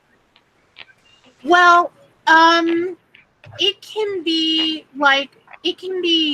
7, 8 o'clock at night. Sure. Okay. Okay, so I'm gonna, let's see. Yes, Pearl, I want her, to come into this hangout. Can you get that to her? So, oh yeah, send your email to Pearl and then Pearl will give you the link. So let's pick one, since anybody want to pick in chat? I mean, it can be somebody. You've got Ed Gein, you've got Bundy, you've got lots of serial killers. Okay, Eileen Warnos, that's another good one. The most famous female serial killer. Then you have the serial killers that were like the women that were taking care of elderly people, like back when they were poisoning with arsenic. There were a lot of serial killers back then. Yeah. Yeah. So what? Yeah, the angel of death. Yeah. So somebody in chat picks. If you don't want to pick someone, then we can do that. But I want y'all Pick a to name, any name. pick, right. Pick a And killer. there was something I was going to bring up earlier. When you were talking about Ed Gein Right. and his proclivity for making things out of skin. Right. Wasn't it in Ed Gein? Yes, that was Ed Gein. Okay. You know, there was another person in history that was well known for that, Who? and that was Eva Braun, What? Hitler's girlfriend. Yes, you didn't know that. I did not know that. Yes, Eva Braun. And it was also told, it's also been said that she was heavily into the occult. Well, I do know that Hitler, okay, that's another one I consider the biggest serial killer on the planet, really, if you think about it. Mm-hmm. He was seeking out, yeah, Jake said, really, Hitler's girlfriend? No shit, he didn't know that either. I don't know how I didn't know that, because I know all about Hitler was into the occult. He had the people, the SS go all over to Africa, to every place that he thought there were powerful and occult items, and he wanted to possess them. He also wanted to possess the 13 crystal skulls that he thought, when brought together, would unlock everything inside of them. Y'all know I'm a big person about the crystal skulls. Yep. And he thought that, I mean, he wanted every ounce of power that he could get. So Eva Braun, okay, I need to hear about it. Just, you got to tell us. Well, I mean, you know, that was what I was, was going to say. That, yes, she had a proclivity for that. As a matter of fact, Right. if I'm not mistaken, she had a pair of gloves that were made from human skin. Okay, I'm going to ask this question. Did she get the skin from, like, people that he was killing in the Jewish, in the death camps? Is that where she got them, or did she? That Do you think she killed them herself? that I don't know for sure. That's a story for another time. Oh yes, that is another story.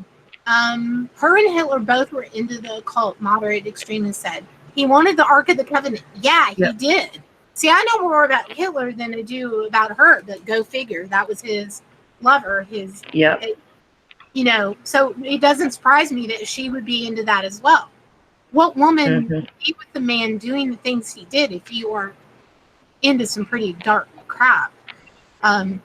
Yeah, Hitler did send a team to Tibet to investigate non-worldly power, which has been part of my whole thing my whole life, is to investigate non-worldly powers, kind of, if you think about it. Well, a lot of you that maybe come within, that's what it was all about, was power. Right. Now, I'm not wanting to study it because I want power. I have studied, this is why people are like, yo, you've got haunted objects? Okay. Right. Okay. Well, I have a whole bunch of evidence on my channel that energy, okay, let's just break it down on a simpler point. People are made up of energy. You can neither create or destroy energy. When you pass away, the energy still exists. Where that energy goes, I'm not going to get into a religious debate because this isn't a place to do that. But if it, kind of like, I believe that particles of somebody's energy, or the essence of them, can kind of be like littered like this. Like I'm touching this and I pass away. Well, a little bit of my particles, I have used this crystal ball so many times. Or these charms at one point in life, as many times as I touch, throw these. These are something I use on a regular basis. Eventually, one day when I pass away, a little bit of my energy might be left there. You know what I'm saying? Now that's my belief. It doesn't mean you have to believe what I believe, but I've spent the last 8, now going on 9 years, studying how things can get. I don't know what modern extremist just said, but it looked like it was nice. I should be able to send her a call now from the stream screen. She should be able to get in. She's been at it. Okay. Okay. Let me. Okay. Now. I see what she's saying. She's telling me to click the. She's been added. Okay. Y'all know, little blonde. Okay. Where on earth am I going to find her? Okay, I see. Hold on, give me a second. Y'all know. Choctaw Girl. Hey, Choctaw Girl. Hey, I love that woman. That's one of my favorite people in the whole wide world. Okay, hold on, Pearl. I see exactly what you're saying to do. Copy. Let me go in here. There's always a million ways to get to the same place you want to be. Okay. Here we go. Invite posted. Okay. All right. Lori, we need to figure out when you're going to come back to Texas. Spirit Wolf! I made it. Yeah, it took me a while. Thanks, you guys. Honey, girl, angel. I'm so glad you joined. I'm glad to be here. I tried to. I've had so much trouble with this phone. I hate this phone. It's one of them iPhones things, or I don't know, the Apple one. Well, I'm just gonna let you also just go and tell me your thoughts on what we're talking about, and then maybe you have one that you think would be cool, because nobody seems to want to pick the next person, the next serial killer or thing. Like, I'm gonna let you pick. Oh, Yeah, thanks, Kat. Oh, Lordy. There's so no many. pressure, no pressure. There is. I mean, Charles Manson was a good one. Yeah. So what would be the next one you'd like to see? Okay, like what we decided, everyone was like, let's go in, or if there's a particular event, whatever. What would you like to see, or what are your thoughts? You said you had some thoughts. Well, I do like on the possession. I've been studying that, as a matter of fact. Go figure, right? Oh, God. Yeah, I know. And it's just like, one thing that we do have is the freedom of will. We have that. And like attracts like. And, it's like the same as above, it is below and all that. But if you take a person like a drug addict that OD'd and they passed over, they're going to be like on a lower surface, like a lower realm, like they're going to be more to be able to connect with people here, and they will try to find someone like them that they can't get that off feeling themselves. They'll get with somebody that does, and that is like a drug addict or whatever, and sometimes I believe they possess them. And to get that feeling, like it's like they possess them. It's like they become part of that person because of that likeness of them. And but I do know, I mean, I was studying the guardians too, and the watchers and everything. And we all have guardian angels. We all have spirits there with us, and they're all there willing to help. But a lot of times they're like just watching because we don't ask them for the help. That's where the freedom of will comes in. You got to, they can't help you unless you ask them. You see what I'm saying? Well, Like, yeah, and I'm I pretty need help. sure that by now mine drinks. So, I mean, Mine exactly, too. but they're there and they are helping then. I mean, but then like you got these drug addicts and stuff, or not just the drug addicts. I mean, alcoholism. Then you got the murderers Right. that a lot of people can't understand why that person got killed. Why did they kill that person? And why did they do this? And why did they that? And sometimes it makes you think, I mean, why? And then that's where I started off on more research, and it takes you everywhere. And because there's, like, when Jesus was crucified, and when he looked at Judas, he told Judas in the book of Judas, he said, Judas, you have to do this. You was destined to do this. You was born to do this. Right. You have to do this. But believe me, you will reign with me by my side. He Yeah. said, you will be cursed through many generations, but you will reign with me. So he had to do it. It was like pre-written. I mean, it was like, and then when we come here, and you could look at some things, spirituality, they ask people, I mean, they're not asking people, they're helping to guide the spirits when they come back for the lessons to learn. We're here Right. to learn. And if we was born with a silver spoon in our mouth, we never got sick, we never hurt, we never, what have you learned? I Nothing. was just talking about this today, Nancy. Do what? I was talking about. I was telling her about the book Soul Contracts, and Yeah. I expressed that is my belief.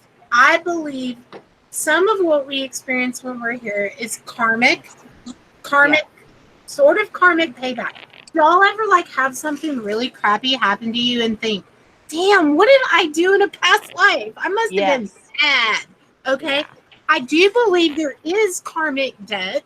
I do believe in that. Yeah, I it don't think follows it's you. right clean. A lot of people will think, the karma is not going to go with you after you die. I'm sorry, but yeah, the karma is going with you on the other side too.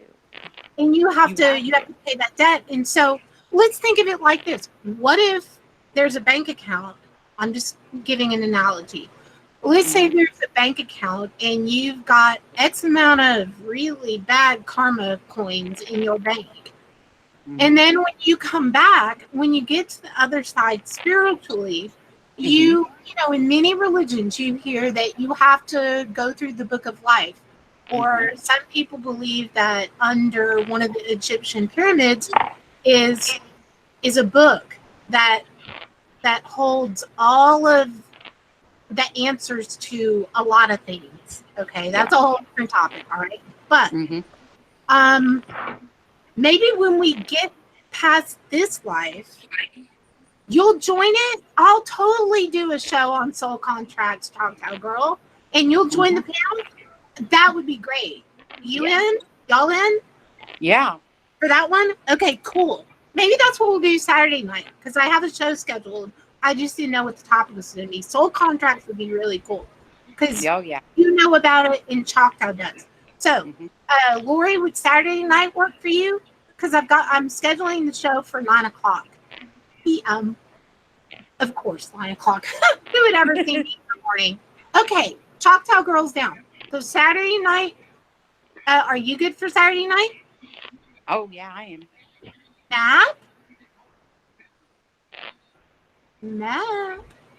Matt may have fallen asleep. Okay. No, I'm here. Okay, are you down for Saturday night to talk about soul contracts? Sure. Okay. Even if you don't believe in them, you'll at least be there to provide a different opinion. No, I'll be there. Yeah. Okay. Okay, that would be 9 Central Time, so that would be 9 Central Time. So whatever time zone y'all are in, Pacific, Eastern would be 10 p.m. So yes, Saturday night, cool. I'll see you then, Jake, and everyone. Remember, we're gonna go on Thursday night, and I believe we said we were going to do somebody. Where did they go? Where did they go? I know I said it, but who was the next person that they? Okay, Modern Extremists and Chocolate Girl put in at the same time. So Bundy, we'll do Ted Bundy Thursday Ted night. Bundy. Okay. All right. So back to what you were saying. Yes, Saturday. Saturday would be See awesome. you Saturday night, or you might night. Okay. Yes, see you Saturday. But we're also going to be on Thursday night. So Okay. it's going to be 2 more shows in 1 week. So That's awesome. and what we will also do at that time, I will incorporate paranormal equipment during that show to appeal to the higher angels to see what they have to say about soul contracts, or if they're allowed to say anything. Because I do believe there are many things, as many times as we ask the spirit box, we are never going to know because they're not allowed. Exactly. I mean, how many times have y'all, especially those of y'all in the paranormal, we don't ever get past certain questions? You can ask them as much as you want, but you don't get an answer to a lot of them. Mm-hmm. Because it's kind of like, I don't know if any of y'all watched the Original Angel on Netflix. But there's some pretty interesting conversations about the fact that angels and higher beings cannot give us advice.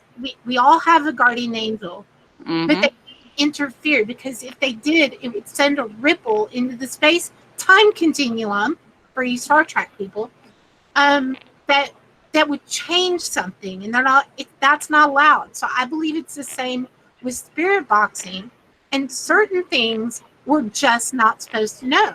Other things we do. That's it. Right. And a lot of things that we need to find out on our own, because that's part of some of our learning. Right. If there's a question, then there's an answer. Yes. If that question exists, the answer exists. But we have to strive to find it ourselves. It can't just be given to us. You're right. There's a lot of things they can't answer. And I But think that a there lot are of some times we have to answers that find we're one on our just own. not supposed to have yet. Right. Exactly. Mm-hmm. Whether we learn or whether we ask, I think there are just some things that we're just not supposed to know. Mm-hmm. Yeah. It's true. No. And that Yeah, Matt, go ahead.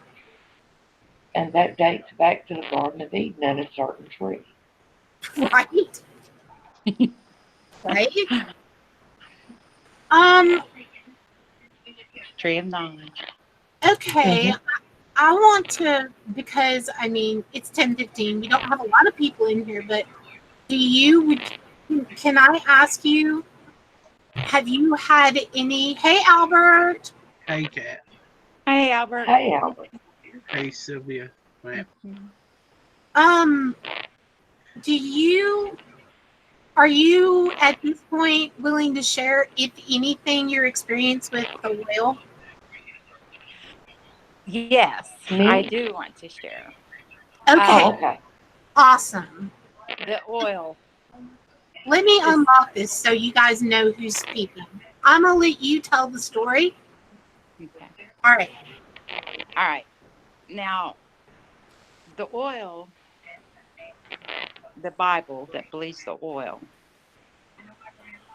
I sent her some oil. Okay, guys. So. Yes. And she sent me some oil, and we used it. And my husband has, he's a bad diabetic, and he's got a lot of neuropathy damage in his legs.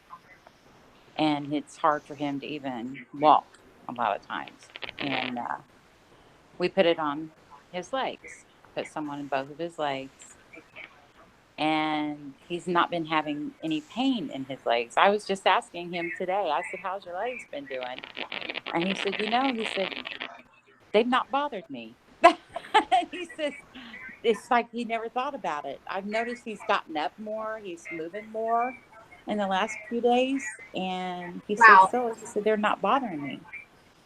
And I put some on my stomach because I have a lot of scar tissue. I've had a couple major surgeries, and I got diverticulosis back in the upper part of the intestine now, where they've already took out half the colon. But anyway, but I've not had any more pain in my gut. I mean, I've been able Wow. to eat and not hurt. Wow. And my daughter has a tumor on her brain, and it's on the main vein that feeds the brain the blood. And they was going to do surgery on the 11th, but like I said, everything works out for a reason. They had to bring her out of it. They couldn't go ahead and do the surgery because she wasn't getting enough oxygen in her, and her bronchial tubes, they said, was like she had bronchitis or whatever, but they couldn't. They done a treatment on her. It was pushing more oxygen in her, that nothing worked, and they brought her out of it because they said she would have had a brain bleed out or brain swelling, could have taken her. So they stopped the surgery. They didn't do it. We put it on her head. Now, so far, she's not had any headaches. Her headaches have stopped. She Was he goes having in. them a lot? Yeah, she's not had any headaches from that tumor. And she goes in a couple months. They're going to be doing another scan to see if it's gotten any bigger.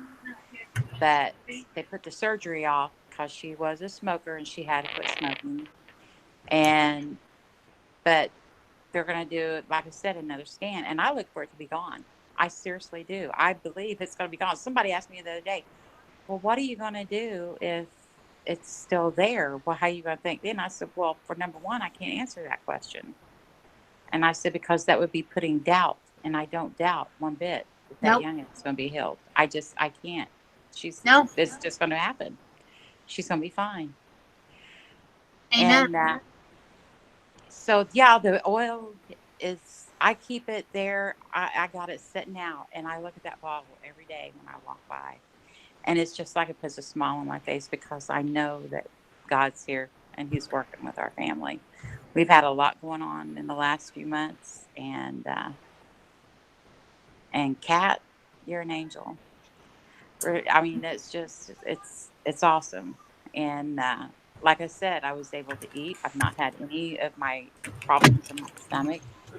My What? husband's walking more, and my daughter is, her headaches is her headaches is left.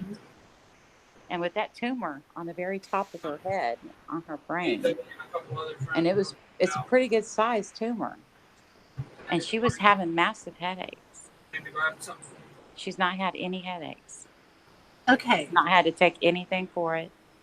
Nothing. Okay. I hope that I know a lot of the people in my chat have seen my video about the oil. Okay. Yeah. Now, a lot of people have asked me, but I haven't been back on live stream. I will do a separate stream about this as well. I love you too, David. I'll see you tomorrow. Oh, hey. Okay. Can you make sure I'm up by What time? by 10? 11? 7 wants me to come in at 12.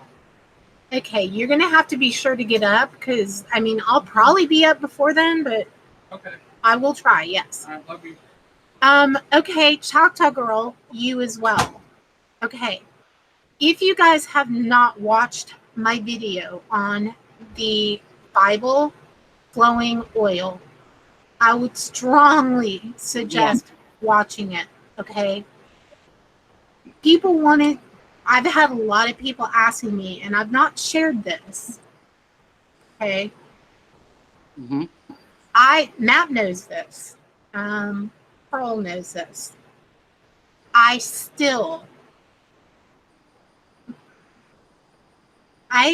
have been to the gym 3 times, and I am telling y'all, I have pictures of me sweating my ass off in the gym, okay?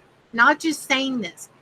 Okay, there is no way on God's green earth that I could step foot in a gym and do anything. My knee no longer swells. Yeah, she's skeptical, but you know what? That's okay. Mm-hmm. Everything regarding my back, same.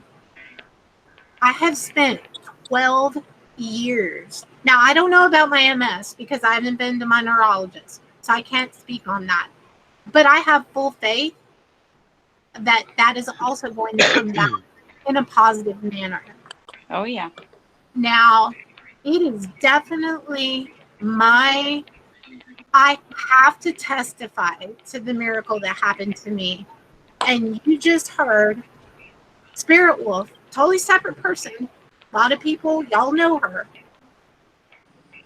Her husband's legs, her stomach, and I'm just going to go ahead and say thank you in advance for the miracle that's going to happen with your daughter. Yeah. Okay, so all this talk about serial killers and everything, well, there's something beautiful. And we'll definitely make a video about it.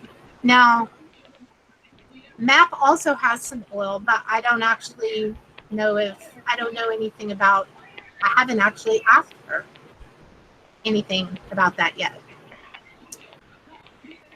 MAP? I haven't tried it yet, but Okay. Well, then. But I am getting ready to. Right? Mm-hmm. So, on the map. Good. Fantastic.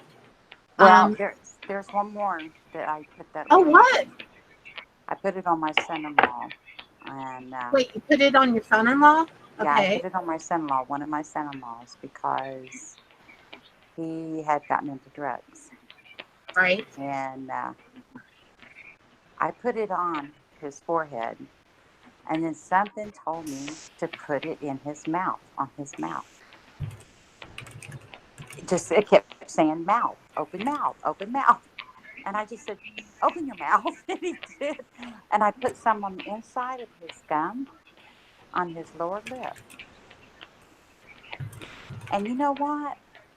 He's getting baptized next Sunday. What? He's getting baptized next Sunday. Yeah. Wow. Yes. Give me cold chills. See, I got the chills going down my spine. Wow. And I got him too when I put it on the inside of his mouth. Wow.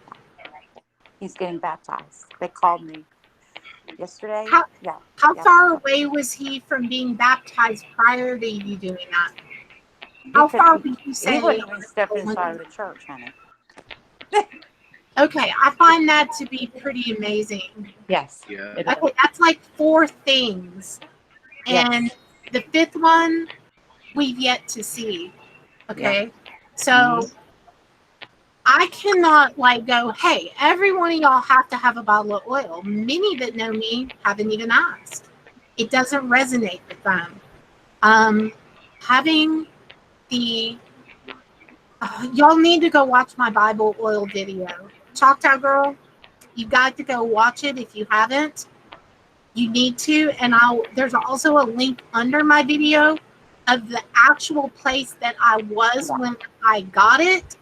I actually have video of me receiving the blessing from the actual Bible that's producing the oil and the minister that it happened to. Okay, you watched it. Yeah, it used to be that at first God told them to send it out. And then it got too big. So then God told him, take it out on the road. He's like, take it out on the road. Well, they are traveling all over the United States, okay? let's see. I will right after this, unless you think I should now. Moderate extremists, I would say go watch it now. And then after you watch that, click on the link below it. That is where I was. What? Was it been a month? I want to say it's been a month. It might be 3 weeks. It was on Father's Day. It was on Sunday. Father's Day. Father's Day. Yep. That's right. It was Father's Day. So yeah, okay, not a month, but please watch the link I have listed below that, because that I was actually there. That is where I received the oil, and what I've been doing. Okay, here's the way to figure it, and I'll make this short because like people need to watch the video. I know a lot of my friends have already seen it. Think about this. Okay, every healing oil that is currently available to man, frankincense, myrrh, basil oil, lemon oil, any essential oil you can think. The way that those are measured as to their healing properties, like people who use essential oils for aromatherapy, or they put it in a mister and it goes through their room. You don't need much of essential oil, okay? They all register a different frequency of hertz. This is going to be important for another video that I know Sylvia's going to want to do. Okay. Yeah. About hertz. All right. Now, the hertz of, let's say, the highest level oil is rose oil. All right. And I have rose oil that was given to me that was made in Cairo. And that stuff is about $1,000 an ounce. Okay. And my friend brought it back to me from Egypt when I was 29. Needless to say, I still have it, because if you only use a couple drops and something's $1,000 an ounce, you don't go like dumping it. Okay. You only need a couple drops. The frequency is so high as far as healing on that oil that's why it's the strongest one. It has the highest frequency of hertz. So when they tested this oil in a scientific lab, two or three scientists, like from those labs, came back and not only said that not only did it not have anything in it man-made, nothing that is found on the face of this earth today was in that oil, but it registered infinity frequency. There's no such thing as infinity frequency here.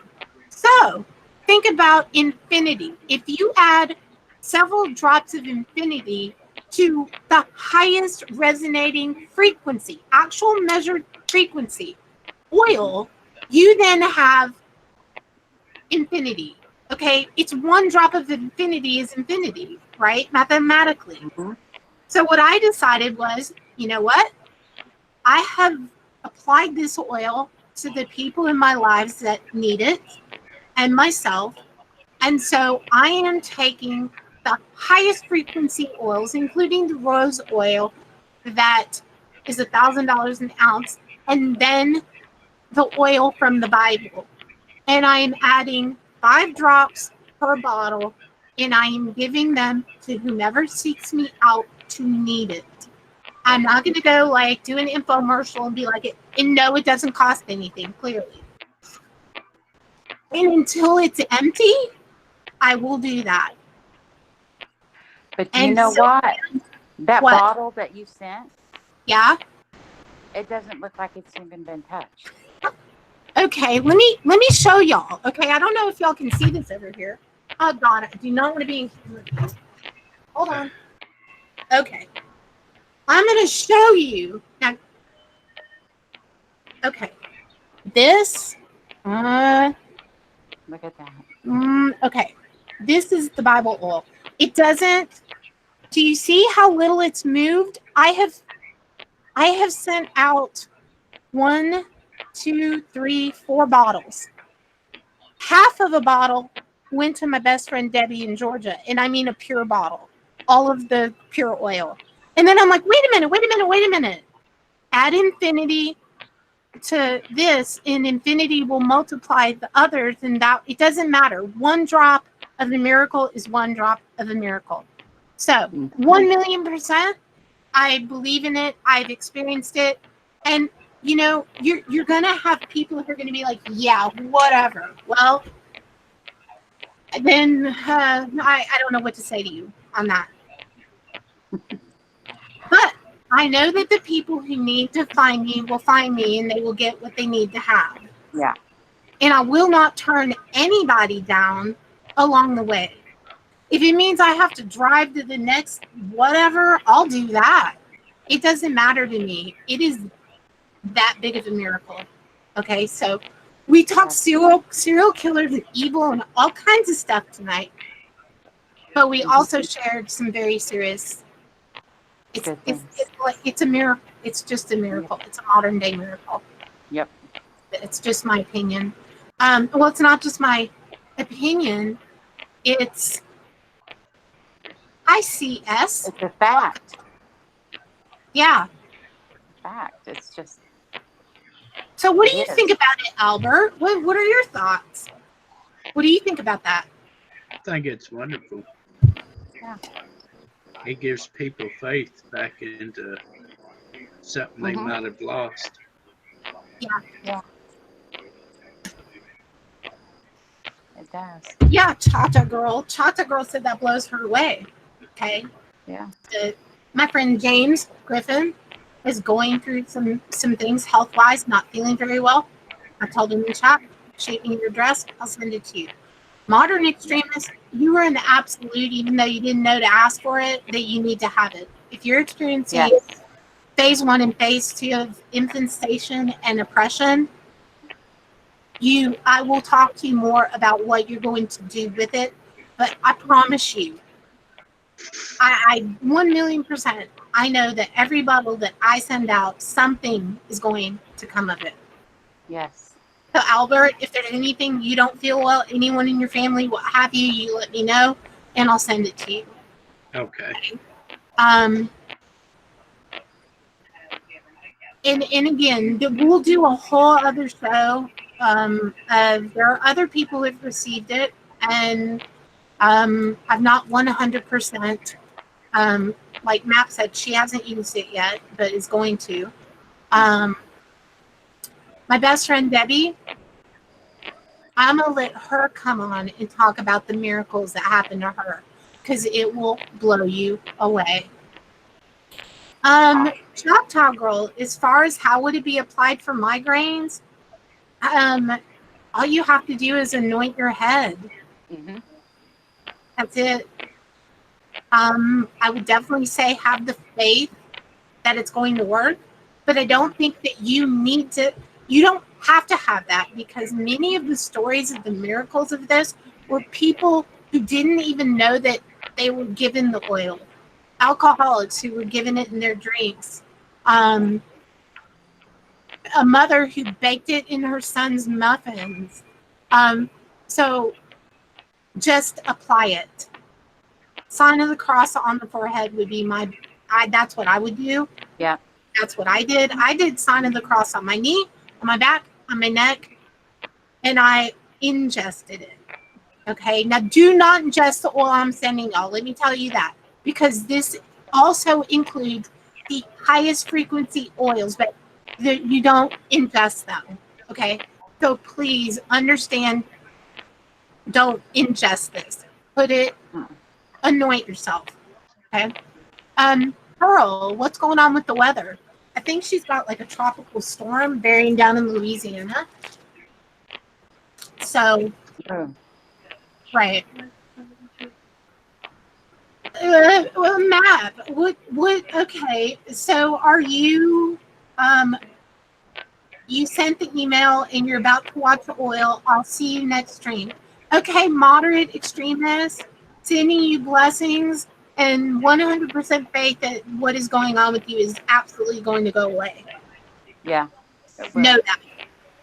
Okay, because it's applied for anything, especially that. You've got something that's a modern day holy miracle. There's no way it could have. No. Oh, wait a minute. Pearl said it's a state of emergency because the spillway is leaking and the level is about to rise majorly. Oh, the levees. Oh, my goodness. Oh, Oh, the wow. spillway. Different than the levees, I think. I think the spillway is different than the levees. Yeah, the spillway. Yeah, I'm not really the sure. level's rising. The Yeah, it is. It is. is. What? Oh my gosh. Okay, Pearl. Well, I know you're working, but if you can talk after this, then I cannot see chat, so. Okay. Let's see. We're pulling gosh. pulled with Katrina, trying to say everything is prepared. What? They're pulling the crap they pulled with Katrina. Yeah. Trying to say everything is prepared, meaning everything's gonna be okay, or people should leave. Oh gosh, yeah, Choctaw Girl gets it too. She's in Florida. Oh my gosh. Choctaw Girl went through a very difficult hurricane. Oh my god, that was awful. I was praying for, oh my gosh, terrible. Okay guys, my daughter's gonna crash in here tonight, so I'm gonna get off so she can go to bed and y'all can get on to your late night YouTube. But I will send you a link for Thursday if you want to come. Yeah, Bundy was diabolical for sure, Tammy. So Thursday night is going, and I'll type it in and I'll set, like, by tomorrow morning you'll see it show up. Well, hopefully you'll see it show up on my channel. If not, you can go to my Twitter or my Facebook. It'll be public. And then there's a show on Saturday night as well. So Saturday night is going to be Soul Contracts. Thursday is going to be another serial killer. And then we'll go from there. All right. Ted Bundy on Saturday night, and thank you for coming and sharing the miracle that's happened within your family. Well, thank you for having me on. And Kat, you just don't know what you've done. And God's done. It's just, that's what God's done. God put me in the place I was supposed to be so I could be put in y'all's place to do what I'm doing. So exactly. Yeah. Sure did. Pearl, keep in touch with me, girl. Yeah. Yeah. Pearl. Matt, thank you so much for being on panel. And yeah, I'm leaving it up, honey. Thank you for coming on panel and us talking about Manson. And I think at the end of the day, I don't know that I think he was possessed in the same way that Night Stalker was, but I think he allowed evil in. He opened a door, and yes. I think he infected his followers. And when I say infected, I mean infected because he embraced it and he spread it. Yeah. He spread it like a disease. And then I do think the one who carved the baby out, now I think she was possessed 1,000,000%. I don't know what she did before she walked in that door. But I also will speak a little bit more on a different thing about the house where that happened. That'll be a whole other episode. And I am looking to go and investigate that actual place in California where the Tate murders happened. And I have an in to the person who has the house. So, yeah. That should be interesting. Yeah. Well, if you want to come, you can join.